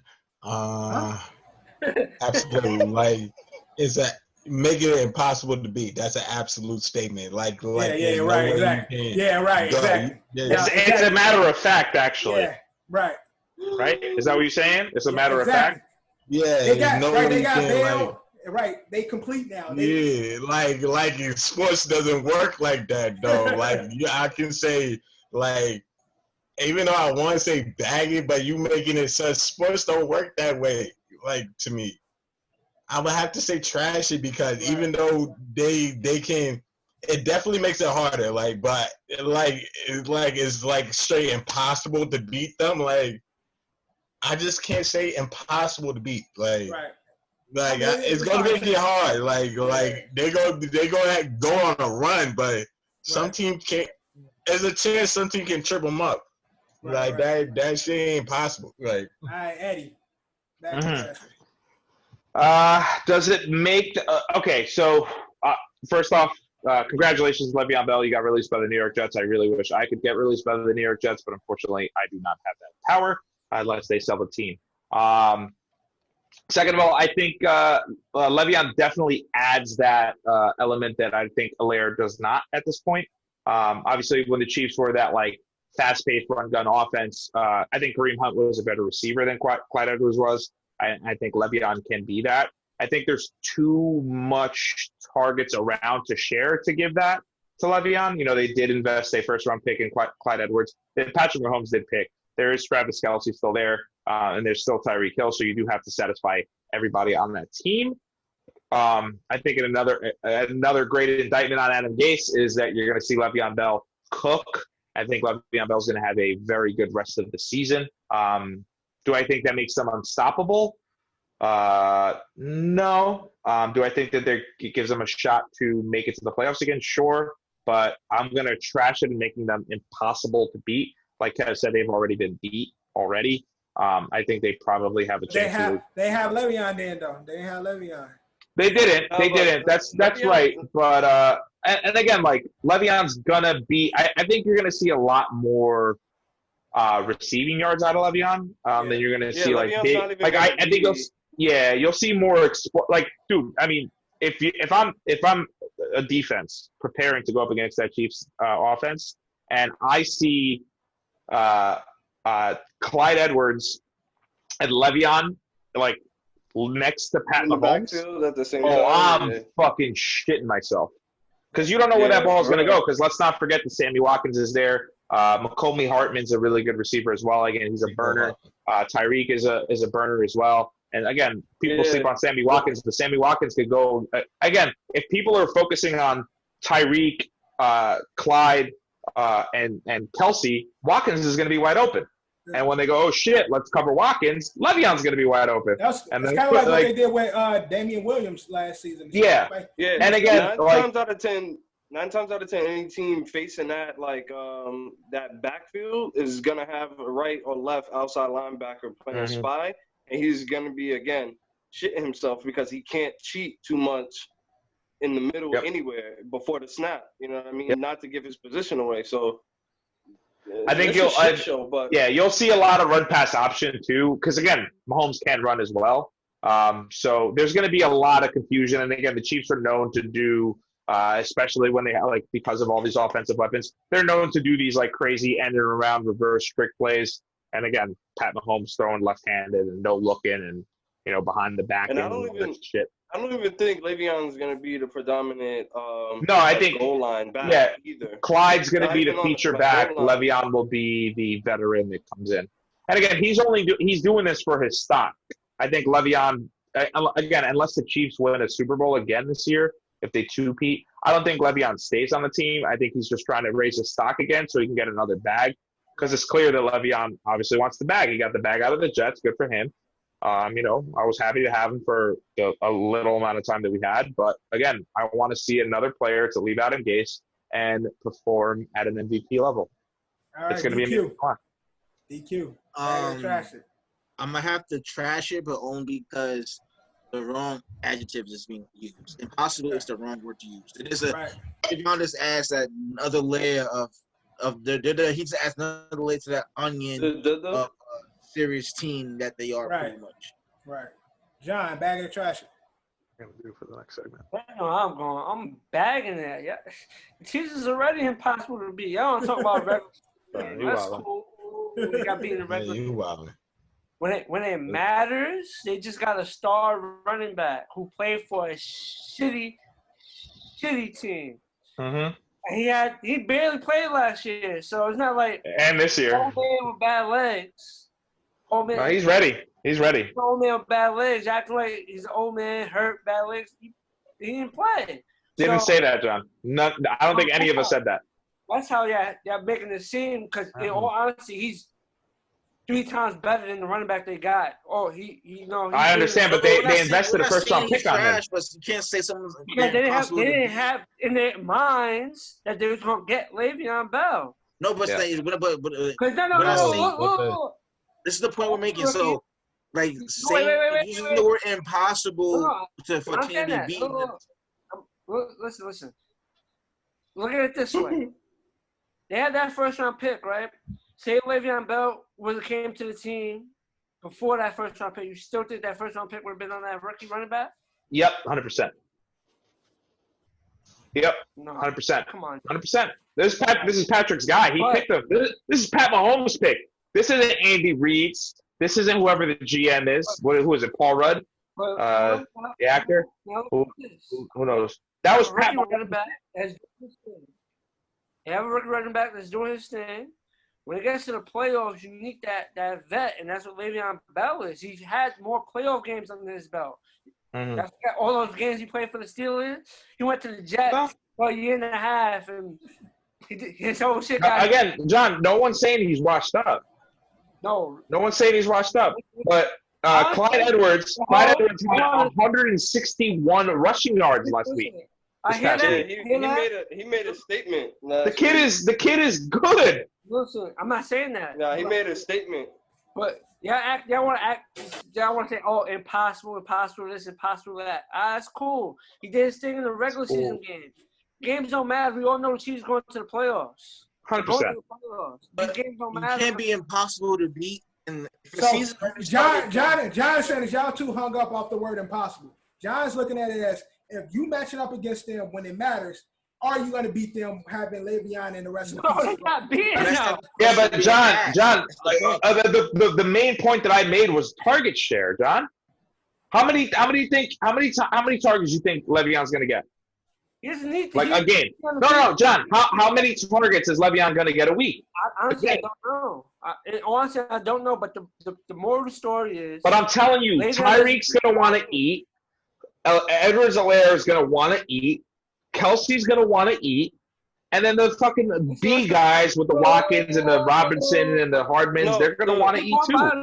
Listen, the key thing that y'all need to take away from this overall is we know that the Chiefs go with the game scheme or whatever the path of that game goes. That's what determines who gets to rock that game. Mm-hmm. That's why we saw every receiver under 50 yards, but Kelsey managed to have 2 touchdowns. Mm-hmm. You know what I mean? Mm-hmm. That alternates. So that's speaking to, I guess, Ed's point. At this point, he's target not share. Nobody's gonna get as many targets as they want based on the week. You just gotta be sold on the game plan. That's it. Yeah. Like I said, Helaire had basically saying he don't want to be on the opposite side. Going against them. So Helaire had 26 rushing attempts. They picking. Wait. I'm gonna say my point. I can talk whatever. I'm done after this. They're picking the little thing. You don't need targets. You put Le'Veon in that backfield. You're more worried about Le'Veon Bell than the other the rookie. I don't care. Okay, but he could be a decoy, is what I'm saying. Game, but what has he done overall wise? I've seen Le'Veon Bell kill in playoff games. That's talking about a 5-game, 6-game stretch. That's cool. Now, what if he goes to the playoffs? 2 fumbles. What you gonna say then? Then they're gonna put Le'Veon in. No, what you gonna say then? So John, to again, but Kev, back me up here. I just want to make one more point, and we can move on. One more point. Move the fuck on. One more point. Damian Williams ended up having 2 rushing touchdowns, and Travis Kelce had 2 touchdowns. On 26 attempts, Edwards-Helaire had 161 yards. That's what I'm saying. They spread that ball out. Even though in a fantasy world, Le'Veon Bell might have the better game, but in the real-life football game, Le'Veon Bell can have 2 touchdowns for 26 yards, and Edwards-Helaire can have 200 yards. That's all we're trying to say. All right, moving on, John. Sorry, go ahead, John. No, you said that. That's it. I'm done. No, you said one more thing, John. I got muted. Go, John. last thing. Y'all talking about this. Damian Williams was killing last year. Look what happened. He was killing, and they drafted a rookie running back. It's just he's playing with Pat Mahomes. Because he wasn't coming back for the season. Because he wasn't coming back for the season. Last question, a bag of the trash. Now, we are in the World Series. Now, we got, what's the nigga name? Clayton Kershaw, pitcher. Great regular season. Great regular season pitcher that seems to fumble the bag when it comes to the playoffs. So, bag of the trash. And he's in the World Series. Will Kershaw ever show up in the playoffs? Eddie, going to you first. Bag it, trash it. He's proven me wrong. Grew up with Matthew Stafford, king choke artist. I guess it's just probably bred where they come from. But I think and I hope for his career he turns it around tomorrow. I believe he's starting tomorrow's game, right? He's starting game 2? No, he played today. He started today? He played today. Well, how many strikeouts he got right now? I'm going to check, but I don't know. Anyone know? I think he's going to turn it around. I think, okay, ask me yesterday, bag it. Ask me today, trash it. I think they'll finally win a World Series with him closing out the series. All right, John, bag it or trash it. No, it's crazy. When I thought about this, I was coming into this pod to trash it because I thought they was going to lose to Atlanta. They was down 3-1. No, but I'm gonna bag it because I feel like he has a chance in the World Series. They got, maybe I'm not gonna say a favorable matchup, maybe a matchup they like, but I'm gonna bag it. He could prove me wrong, but he's in the World Series. I'm gonna give him a chance. I'm gonna bag it. I feel like this is gonna be the series where it's like, oh, Kershaw finally got over the hump. He did it. All right, DQ, bag it or trash it. It's so hard to make a decision, but I gotta. The question is he gonna show up, right? 8 strikeouts today. How many? 8. 8. So he's killing it right now. Oh, right. So is he turning? His team is up 8-2 right now. So 5 1/3. The question is, he went 5. Oh, technically he's already showed up, but is he going to continue to show up throughout the series if it goes? He's only got one more game to prove it at this point. That's it. I'm gonna say I'm having to trash. I'm gonna say no, because his history proves that he constantly does this. Yeah. All right, Drew, bag it or trash it. Kershaw showing up. I'm a believer. I'll bag it. I am a straight believer. You're a straight believer. Yeah. Never knew it. Yeah. All right, Kev, bag it or trash it. I'm gonna bag it. Only I didn't know the amount of strikeouts, but I've been roughly watching the game. Yeah, I don't have it on right now. He went 5 and gave up.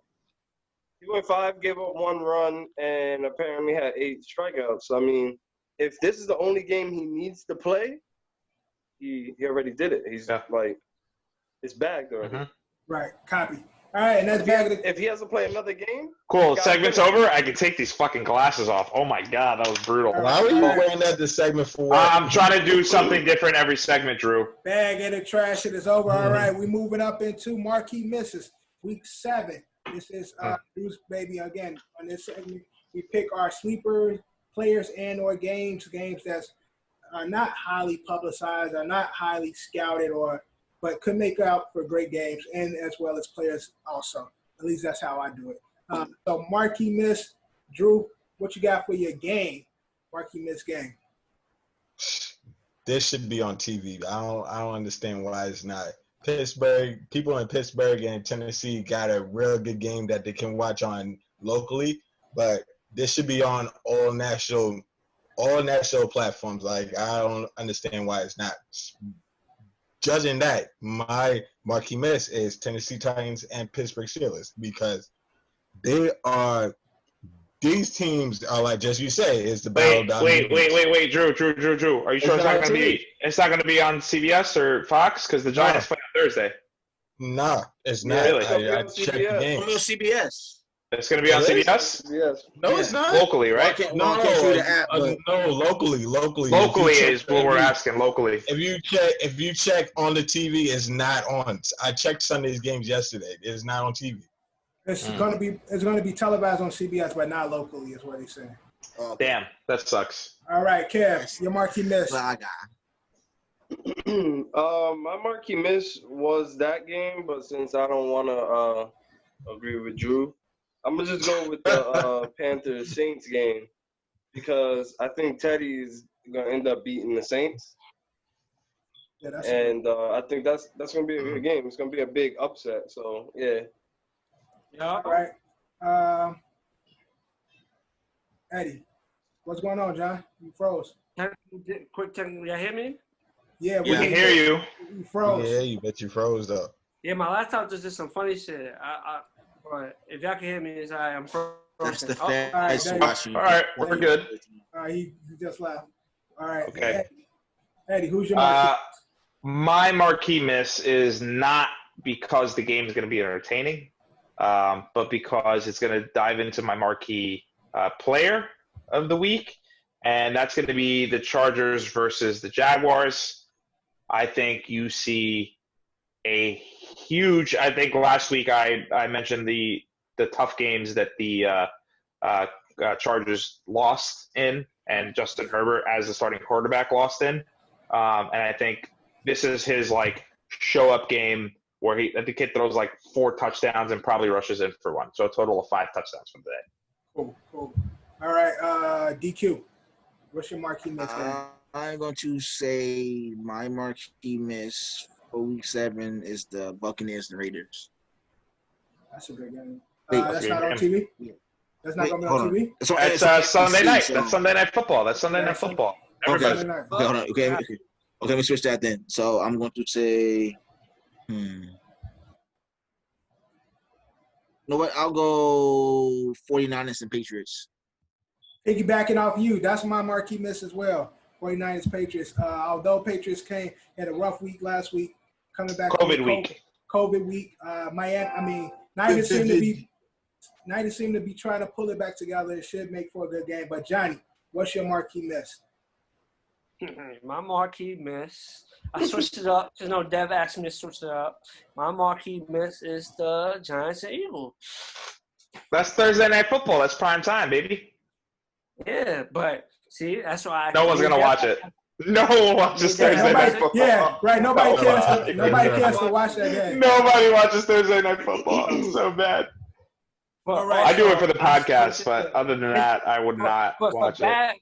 Even though for bad records, this is a very important divisional game, Yeah, right. One of the 14 is fighting for the division. Okay, now that you brought it up, hold on. I had something on my phone. I did want to, and I did kind of spoil it a little bit. But ESPN, I think we can say that, right? Yeah, we can say ESPN. Yeah, they're not going to buy us. They don't have a podcast network. Cool. So ESPN ran 2,000 simulations, 20,000 simulations, and this is the final standings for the NFC East. I'm going to show you guys, but I'll read it out loud for the audience. Jeez, 4-12. Yeah.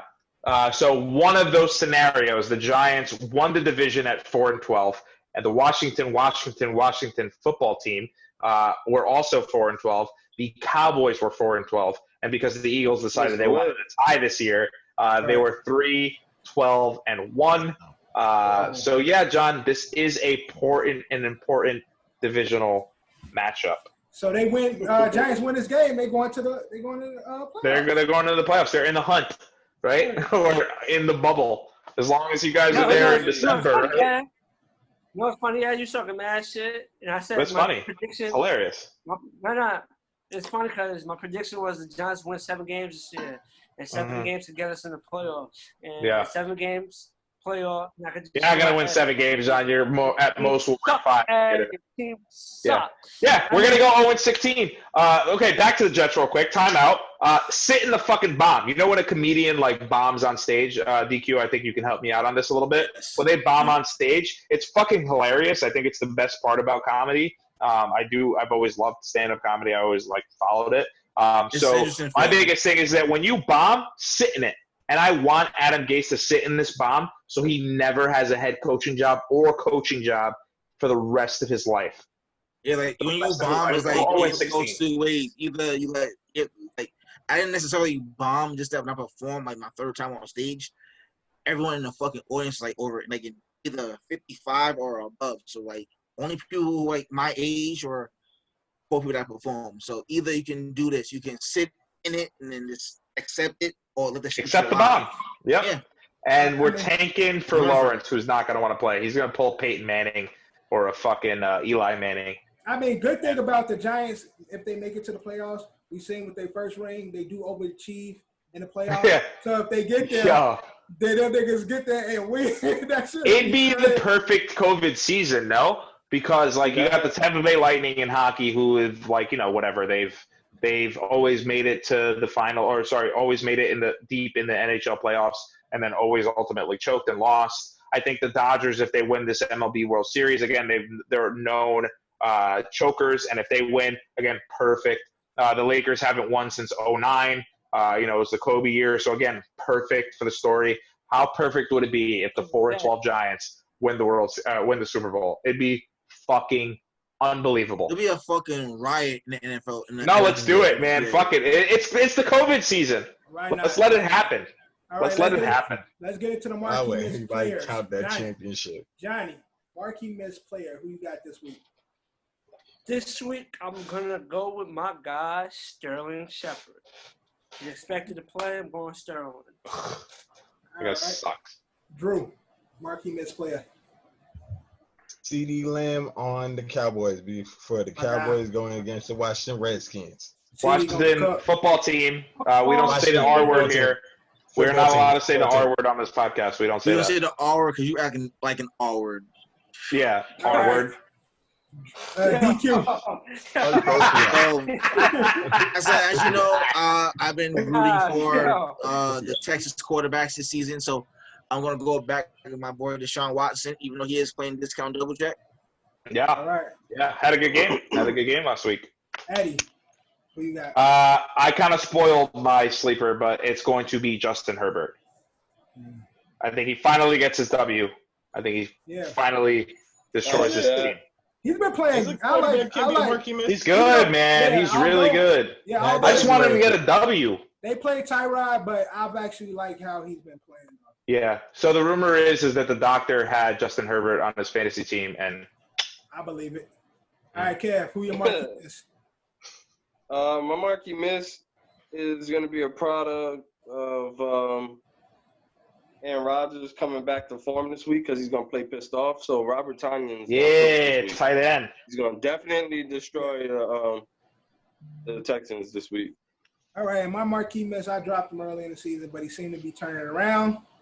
Robert Gronkowski. Gronk is my Marquee Go ahead, Miss. get him on those waivers. Yeah, you can get him on the waivers. You lost this week, didn't you? Yeah, I lost by 3 points and shit. Yeah. All right, but that's our Marquee Miss. We're going to get to Pick'em Week 7. Now, here is the standings, where we stand last week. We got 3 ties last week. Johnny, DQ, both were tied for number 1 at 86. Myself and Drew was tied at second, 7-7. And then Kev tied at third. Simpatico. 6-8. Now, in regards to the season standings, however, DQ, the non-football fan, is leading the pack. Up next is Johnny. Drew is third. I am fourth. Kevin is fifth. And Eddie.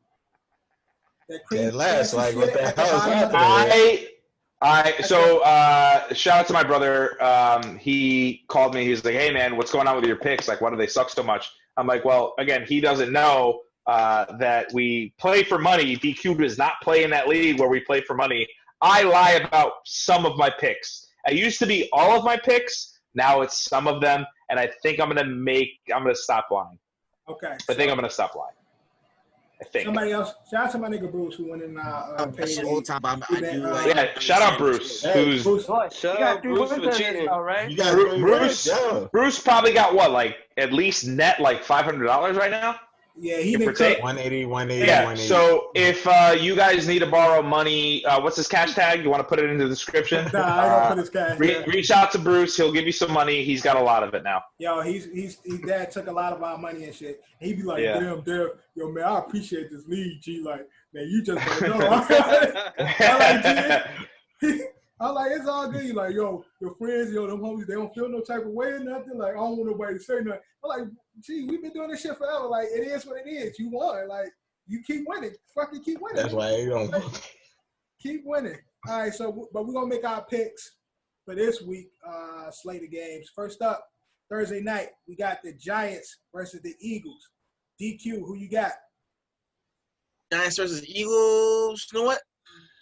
I'm going to go with the Giants. Okay. Eddie. Like I said, the Giants pretty much did everything that they could to lose that game against the Washington R-words. The over-under right now is 43.5. I don't think the Giants cover that. The Eagles were within a 2-point conversion of winning that game. I think the Eagles easily, as bad as they've looked, smoked the Giants in this game, and I will take the under on that. There's no way in hell that they're going to cover that. All right, Kev. Taking the Giants, bro. Mm-hmm. Right. Yeah, They you want those wins. They're taking on the depleted Eagles team. They're gonna win that game. And if they don't, then we're a sham, bro. You are. John. I'm going with the G-Man. Drew. I'm taking the same route as Kev is because they are a depleted team. Like, you don't understand how much people that they lost. The Eagles lost a ton of people. Like, I just think the Giants is going to win that game because they're supposed to. If the Giants don't win that game, and with that, on the app, I'm making my picks. I am going with make your picks, guys. All right, next up, we got the Bills versus the Jets. DQ, you got. I got Wait, come on. Phillies. We can say this together. We can say this together. We can say this one together. I think we can. I think we can. I think we can. Yeah. Bills. Bills. Right. And then just for the bettors and gamblers out there, because we do gamble on these games, even though we only just pick them and we only cover the spread on Monday Night Football, the Bills are hanging 13 points on the Jets. We got 24-0 against Miami last week. We are the first team to get shut out in the league. We are going to be 0-16 by the end of the season. The over-under is 46. Take the under. I don't even care if Sam Darnold plays. I don't care if Denzel Mims comes back. I don't care. We're not going to cover. We're going to get smoked. Go Bills. All right, next up, Panthers, Saints. DQ. Ooh. You know what? Just for the fun of it, the strength of the Black Panthers will be stripped away. So is it the Saints? Saints. Okay. All right, Eddie. Saints are the favorite in this game, minus 7.5 points, over under 51 points. I haven't seen the Saints play in a long time, I feel like. Panthers surprised me, so I'm going to go Saints. Sorry. Yeah, I'm just going to have to go Saints. All right, Kev. Saints. John. Saints. Drew. I'm going to go with Saints, but it's not as easy as it looks. The Saints haven't been really impressive this whole season, to be honest. But I'm going to go with them. But it's not this game. I mean, I know. He's questionable. He's questionable. He's going to play. He didn't play last week because he got benched by the team for getting into a fight. Yeah, he got into a fight. Yeah, classic Saints move, too, by the way. I feel like that organization's got some cracks in it. All right, I'm going to go with the Panthers. Let's just switch it up. Next up, Browns, Bengals. DQ. So you have the dog pound versus the shit bowl. I'm going with the Browns.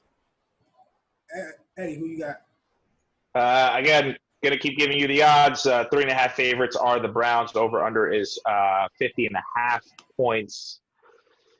Give me the over, and I'm going to go with Joe Burrow in the Bengals.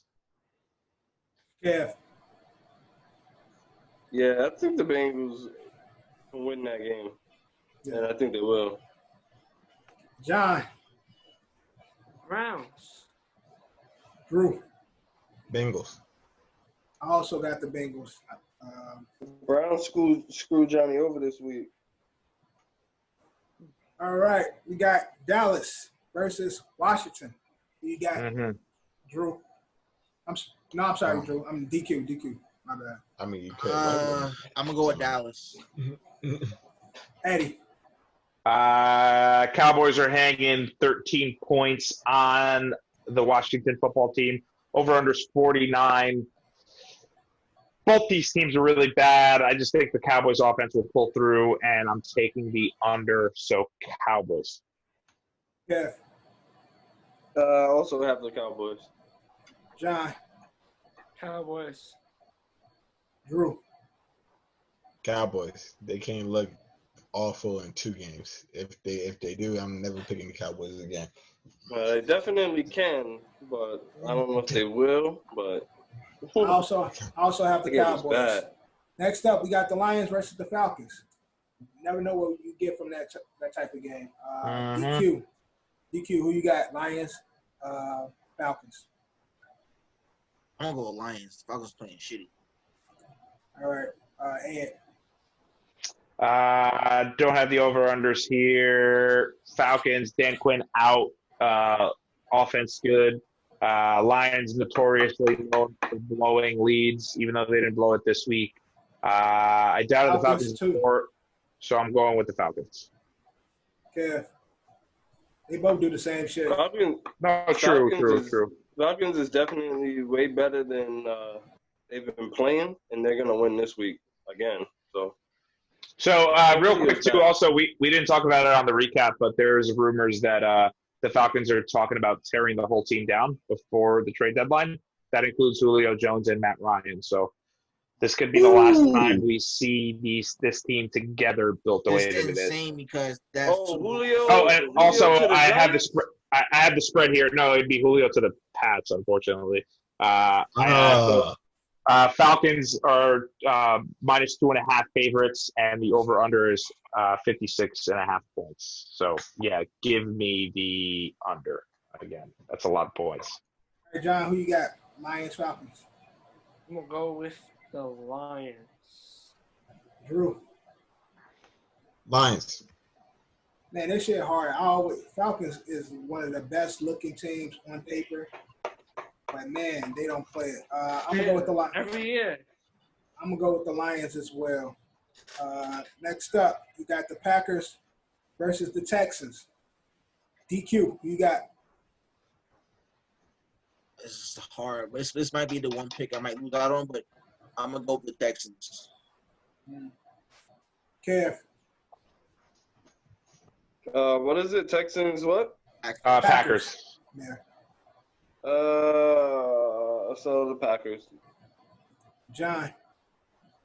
Texans. Texans? Mm-hmm. Drew, who you got? Packers, Texans. Packers. Ed. Packers got to be pissed off from last week. They are a 3.5 point favorite. Over under 56. Give me the over. I think you're going to see a lot of points out of both these guys. Have Aaron Rodgers and Deshaun Watson in multiple leagues. Guarantee they're going to both throw it for at least 4 touchdowns or total touchdowns. But I got the Packers in this one. I also have the Packers. Next up, battle of the undefeateds. We got Steelers versus the Titans. Who you got? DQ. I'm gonna go with the Titans since at that time off from suffering from the vivid. All right, Kev. Titans. John. Steelers. Drew. Steelers. Ed. I think we find out what the Titans are this year. Obviously, the Steelers really, really good against the run, but they are going to have to try to tackle Derrick Henry. Steelers are favored in this game, only 2 points, over under 52.5 points. Give me the over and give me the Steelers. Fuck, that was really, really hard to say. I didn't want to pick them. Look, I think Tannehill is coming from some respect. He's going to have a good game. He definitely is. Derrick Henry going to do what he do. And I'm saying that the Titans are going to be 6-0 after this week. All right. Next up, we got the Birds. Battle of the Birds. We got the Seahawks. Bird and alerts. Cardinals. Seahawks, Cardinals. Who you got, DQ? Got the Seahawks. Kev. I think we could just say this all around, but yeah, Seattle definitely. I don't know. I don't know. John. Let's go, DK. Seahawks. DK drops so many balls, man. Cardinals, man. Cardinals. Eddie. Seahawks are favored 3.5 points, over under 56.5 points. Again, taking the over, and I'm taking the Cardinals. Yeah, Seahawks don't play D. Cardinals run up the numbers. Buda Baker. Did anybody see that clean sack that Buda Baker had on Andy Dalton last night? Where he's Healthy. Defensively, what they're doing with those safeties and the outside linebackers, I'd be petrified if I was an opposing quarterback. They disguise their blitzes very well. So with that, I think Cardinals are playing better defensively, and I think it's going to be a fucking torch match between the two when it comes to points. But I think Cardinals can pull it off, so I got the Cardinals in this game. Yeah. Give me the Cardinals in the upset all day. All right, we got Jaguars versus the Chargers. DQ, who you got? Jaguars versus Chargers. Let me get them Chargers. Okay. I'm going to go with the Jags.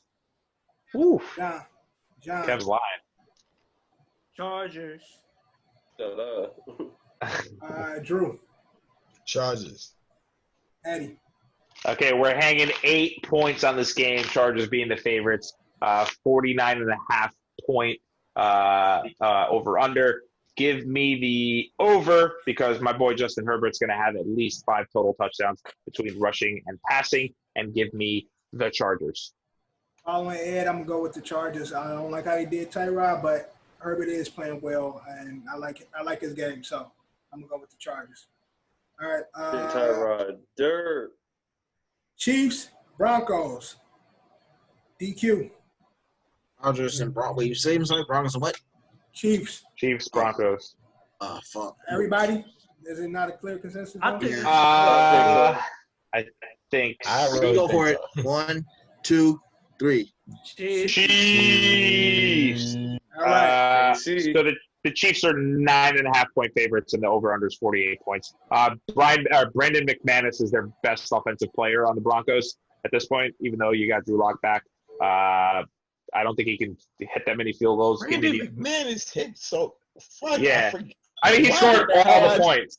Literally, there was 0 touchdowns. Oh my god, bro! 0 touchdowns, all kicks. It was pretty great. All right. Are you serious? Up next, this should be a sweep too, except for John. Niners, Patriots. DQ, who you got? Yeah, sweet. Niners and Patriots. I'm going to go with the Patriots today. All right, Kev. Yeah, the Pats. Oh, yeah. Okay. Yeah, believe it or not, we'll get there. All right, John. Patriots. Right. Drew. Niners. Eddie. As of right now, Patriots are 2.5 point favorites. Over under again, 45.5 points. Give me the over in this game. I think the Pats need to score more points, and Greg Kittle is a fucking beast and unstoppable. Doesn't matter. No Raheem Mostert, no problem. Kyle Shanahan knows how to run the football. 49ers all the way. Give me the over. Give me the upset. I'll take it.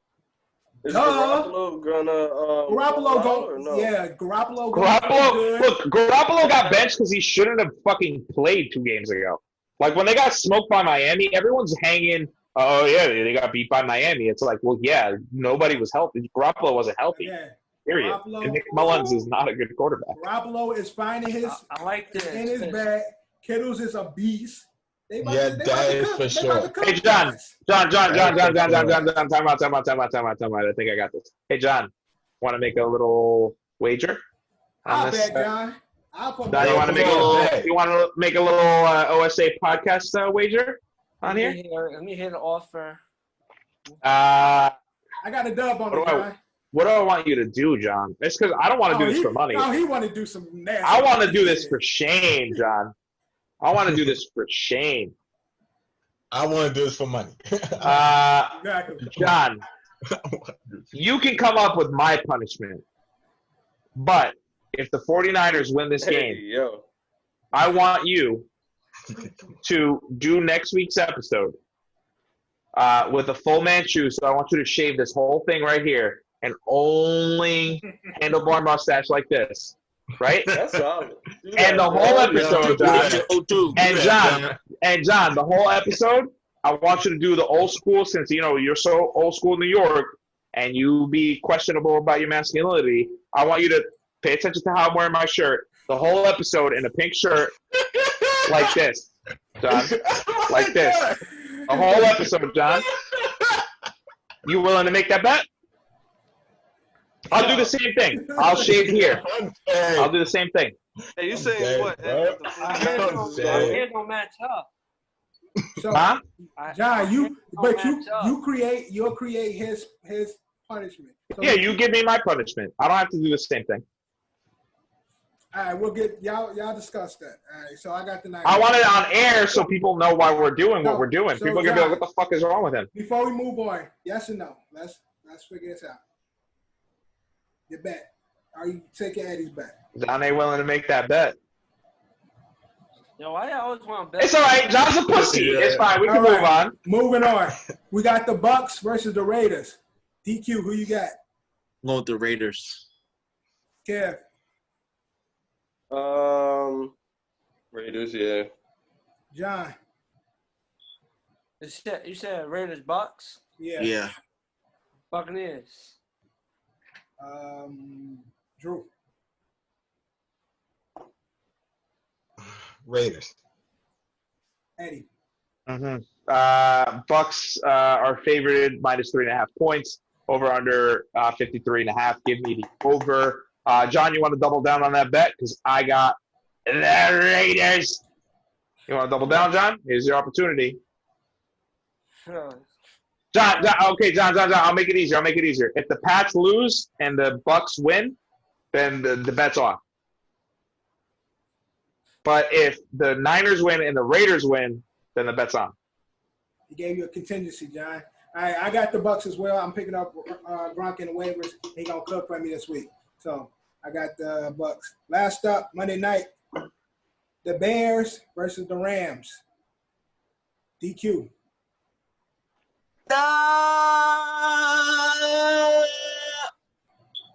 He's gonna switch it up. Oh, the Bears. Kev, who you got? I got the Rams winning. John. Rams. Drew. I'm picking the upset, the Bears. Eddie. Rams are 5.5 point favorites. Over under is 46. Give me the over. I've doubted them before. I didn't think they could do it in the past, but apparently they can. They're not fraudulent. They're real. They're here. Nick Foles is leading this team. That defense is great. They're real. Get used to it. The Bears. Yeah, I've been going against them. I've been picking against them every week, and every time they win, I hate. And Rams offense, they shaky as well. But damn, I want to go against the Bears so bad, but I know they're gonna win. So I'm gonna pick the Bears, and then they're gonna lose. That's what's gonna happen. We jinxed them. We mushed them. So wait, Drew, did you pick the Bears too? I picked the Bears. Can I change my pick? I change it. That's fine. I picked the Bears. All right, that's our picks. So John, you in or? Come on, John. What's my punishment? Punish me. Punish. Hey, yo. John don't want to do the whole episode looking like I'm not gonna say it. Dev, definitely look back at this episode, and there's something that I said that you need to cut out, please. Okay, I'll find it. You'll find it. Find it. I mean, he said our word, so Well, no, our word stays. Our word stays. But All right, we're going to get into the last segment, and that's 5-5. World Series is taking place as we speak.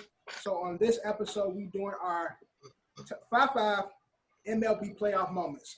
Whether it's a series, whether it's a particular play, every list is unique. Everybody has their own creative spin on it. From 5 to 1, 5-5 MLB top moments, playoff moments. Going to you first, Drew. What's your number 5? Damn, that was mine. The Cubs erasing a fucking 108 years of shame. They fucking win the World Series in 2006. 16. Back to the Future.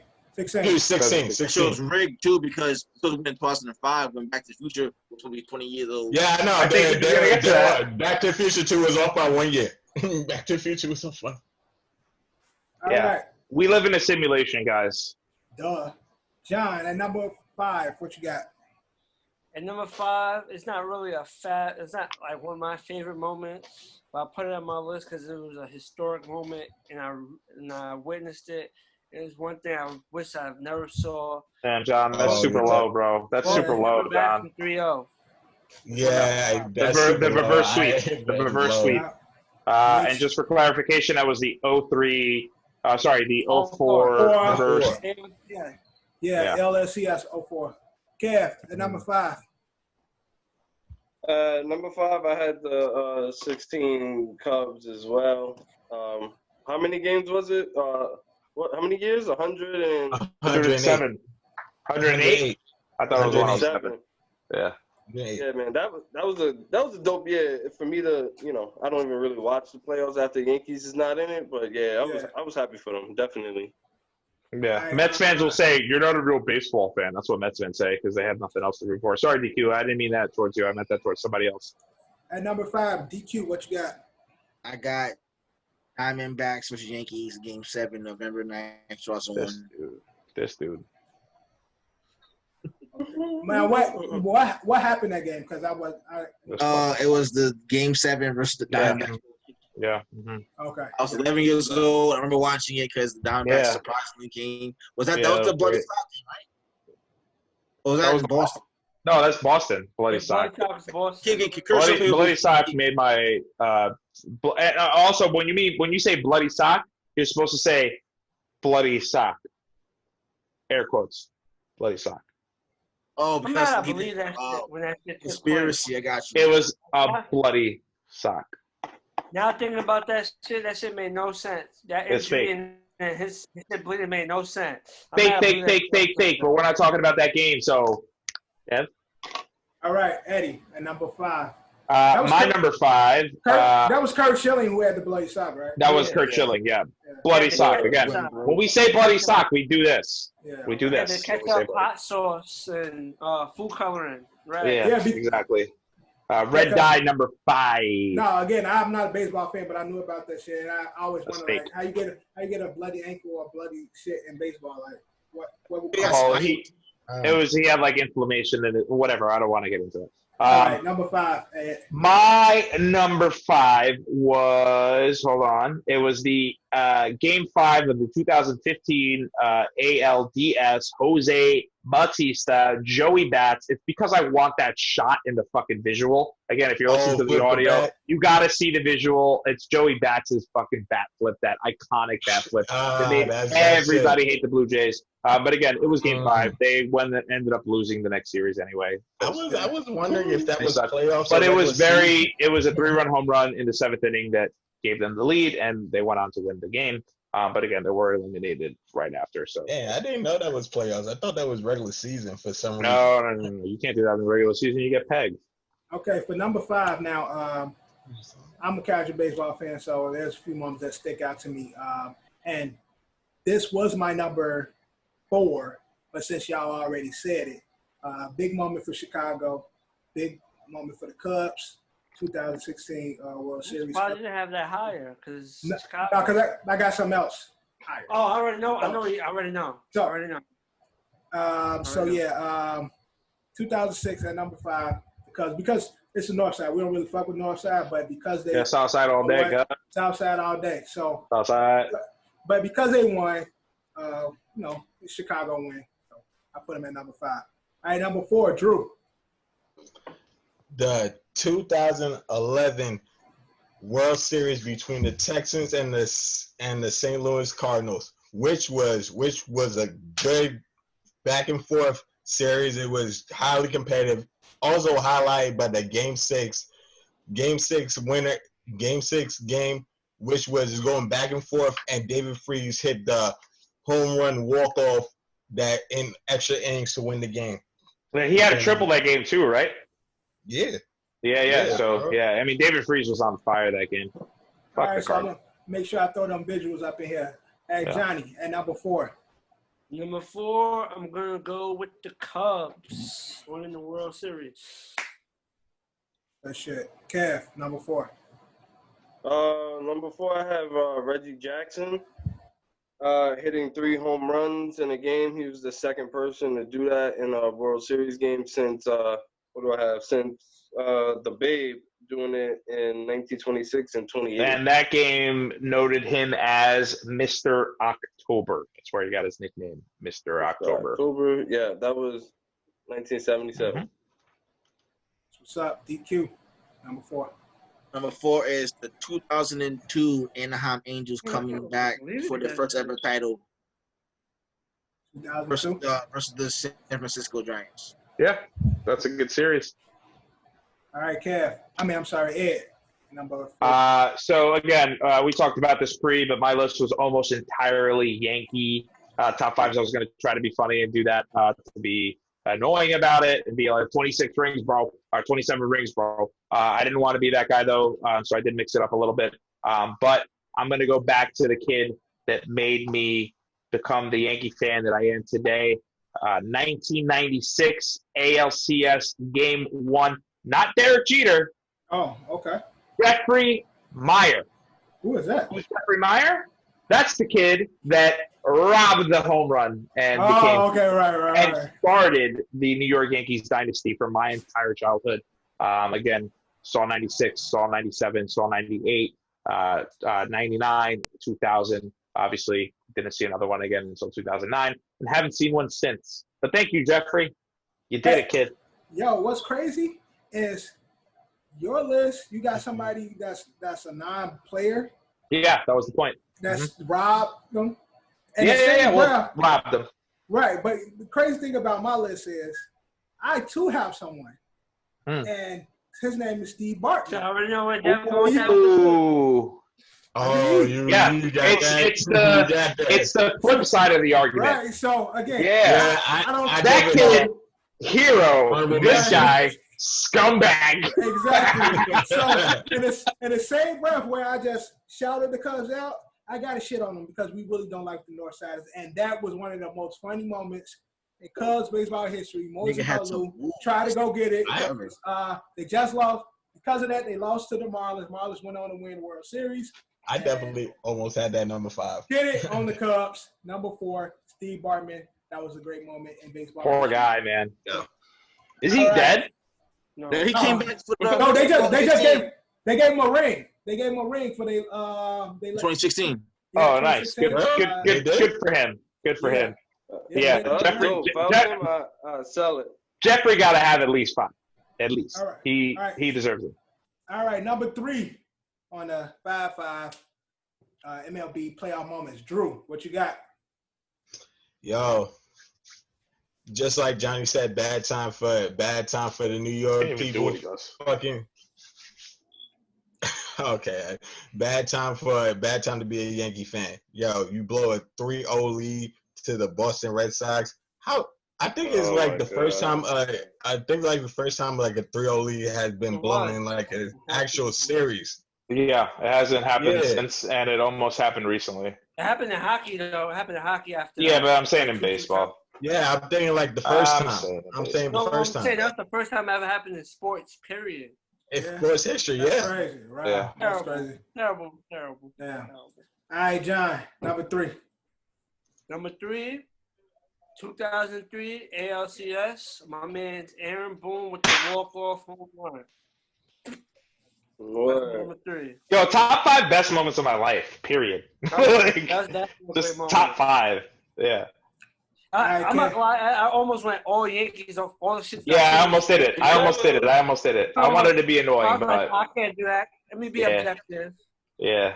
All right, Kev, at number 3. My number 3 in the 1955 World Series Game 1. The man, the myth, the legend himself who broke the color barrier. I do have that. Home. So I do have to cut that out of my list. Thank you, Kev. As an honorable mention. Honorable mention. All right, DQ. My number 3 is 1954 World Series. Willie Mays, the catch in Game 1. Ooh, yeah, the catch. That was also simply because out of any baseball stadium, I've always just seeing it, how the dimensions are. I've always wanted to visit the Polo Grounds. Unfortunately, there are housing now, but you get home plate. But yeah, the allure of I had no clue how fucking close it was. Yankee Stadium. It was right across the water, that close. That's what's up, bro. All right, Eddie at number 3. My number 3, simpatico with John. Again, like I said, one of the best moments of my life, period. I'm not married. I don't have kids. For those of you who are like, oh, what about none of that happened yet for me yet.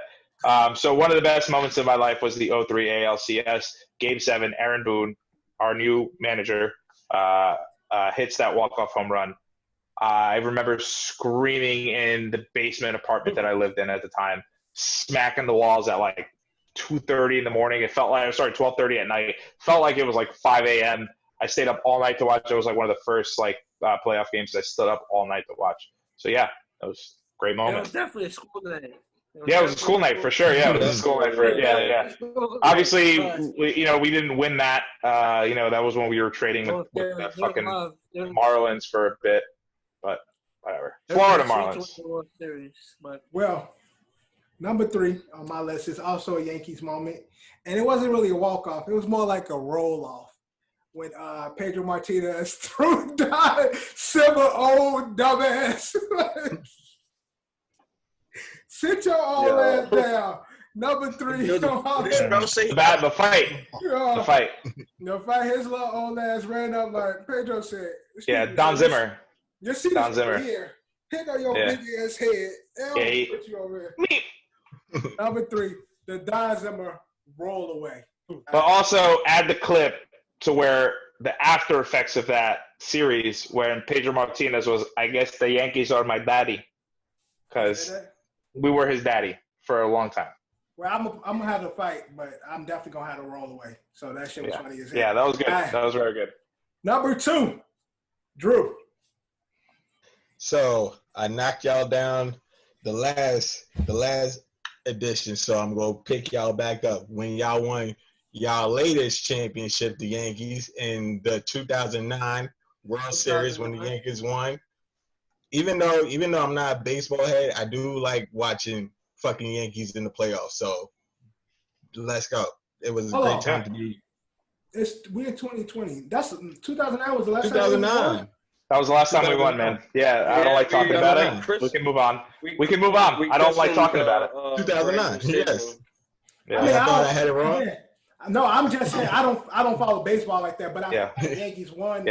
Yeah, we haven't won in a decade, Dev. Don't rub it in. 2009. Okay. All right, I didn't know. It's all right. John, Okay. number 2, John. Fucking ridiculous. At number 2, I have Mr. November, Derek Jeter. Yeah, damn, John. Now I got to take that off my honorable. Yep, the walk-off first home run hit in November. Past midnight, we was in November, and hit the walk-off home run in the 10th inning to win Game 4 against the Diamondbacks. Like I said, this entire list could have been Yankee moments, but it's not. All right, Kev, number 2.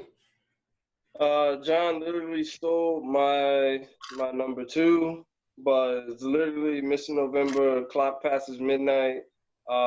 Game begins on Halloween night. We get into November, and that's where Derek obviously gets his name. Unfortunately, we didn't win that series, but it is what it is. Great moment. Still a great moment. Yeah. All right, DQ. Have all of your picks been Yankee picks? Oh no, you had the Jackie Robinson one too. Never mind. I had Reggie. I had Reggie on my list too. I said, were all of your picks Yankee picks? That's a Yankee pick, Reggie. But I said you had Jackie, so they're not all yeah. Yankee picks. All right, DQ, number 2. My number 2, even though my team didn't win this World Series, I enjoy the history that it didn't make, and it's the 2000 World Series, the Subway Series. That was a great series. Was a great series. I think I have a Subway Series shirt in my drawer right now. My cousin, she just gave me that big ass plaque in the 2000 World Series. That's just my favorite shirt I ever got in my life. I swear to God. All right, Ed, at number 2. Number 2, because I am just a sad man. Obviously, I said my number 3 pick was the happiest moment in my life. But what I didn't realize is that what was going to come to follow was the saddest moment in my life as a sports fan, and it was just going to continue until 2009, and it hasn't come back since then. But my number 2 is the end of the Curse of the Bambino. Not only the reverse sweep, but like I said, it did end the curse. The Red Sox ended up going on to win the World Series that year. 1918 was no longer a chant, and the Red Sox have now consecutively won more World Series than the Yankees have in my lifetime. The Yankees have one more since I've been a fan. Again, I was 6 though in the '96 championship, so they're pretty much tied at 3 apiece. But yeah, fuck the Red Sox. And just to piggyback off of Ed at number 2, the reverse is my number 2. Boston coming back, 3-1 flip. Sorry, Yankees, bad year. All right, we're going to get into number 1. Number 1 on our 5-5 MLB Playoff Moments. Drew, at number 1, what do you got? Doc Halladay with the no-hitter in the 2010 Game 1 versus the Cincinnati Reds. How is that for a postseason debut, bro? Yeah, that's no hitter. No hitter. All right. Honorable mention for me. John, what you got at number 1? Number 1, Subway Series. Let's go. Yankees beat the Mets in the World Series. That's great times. Not even that impressive. All right. He said not that impressive. It'll happen again. I knew we were going to smoke their asses. All right, Kev. Yeah, but yeah, look at that. After that, it took us 9 years to get back to the World Series. Shut up, John! Oh, not get back. It took us 9 years to win. To win. Yeah. No, because we went back in 01. We went back in 03. 03. 03, yeah. 05, no? No, Red Sox was 04. 05, didn't we go? No. Whatever, doesn't matter. You didn't go to, after 03, you didn't go to 09. It was a 6-year case. Yeah. Kev. Doc Halladay. Number 1. So for me, my number 1 is, like, I've heard about it through time, and I hear old timers, like, talk my ear off about it, but there's still a mystery behind the 1932 World Series Game 5, where Babe Ruth Black Sox scandal? He's not that. No, he's pointing. He's not talking about that. He's pointing, telling where his home run ball is gonna go. Yeah, he calls a shot. A 2-2 count. He calls his home run to center field in the 5th inning, and the whole crowd is heckling him. The players are heckling him, and he shows up. Yeah, the Bambino himself. He hits it. That was he was pointing. Did that point? That was Game 3 of the World Series, bro. He did the point, bro. Yeah, that's before they let blacks in the MLB. And they said they said blacks. Yeah. They said after every pitch, he pointed. He was letting them know, like, yo, I'm pointing. I'm still gonna go yard. And the crazy thing about the mystery behind it is, like, Babe Ruth was Dominican. Yeah, Babe Ruth was Dominican. Yeah, DQ! My guy. Sorry, Kev. There's absolutely no video footage. Like, we just have still shots of him pointing, and we have still shots of, like, the bat, like, at every, his follow through with the bat. Right. Somebody help me with the name of the movie. I forgot, though, when they were like, they pointed their shot. And they pointed down. Was that Mr. 3000 or Major League? No, that was Major League. Major League 2, right? Mm-hmm. Where he's like, the first one. Go. No. Taylor did that. Oh, okay. So Taylor pointed out his shot. He called a shot. But I'm saying, like, he was like, I'm gonna, it was bench warmers. Okay. So he points out a shot, and then he goes, nope, nope, nope, nope, nope, nope, nope, nope, and he points like right to the front. He's like, yeah, right around there. Anyway, Babe Ruth was Dominican. He called a shot, and he hit his home run. He was the first Dominican ball player in the MLB.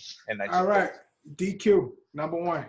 My number one, I was on the fence about this, but you already knew where I was going. But it was either 1969 or 1986.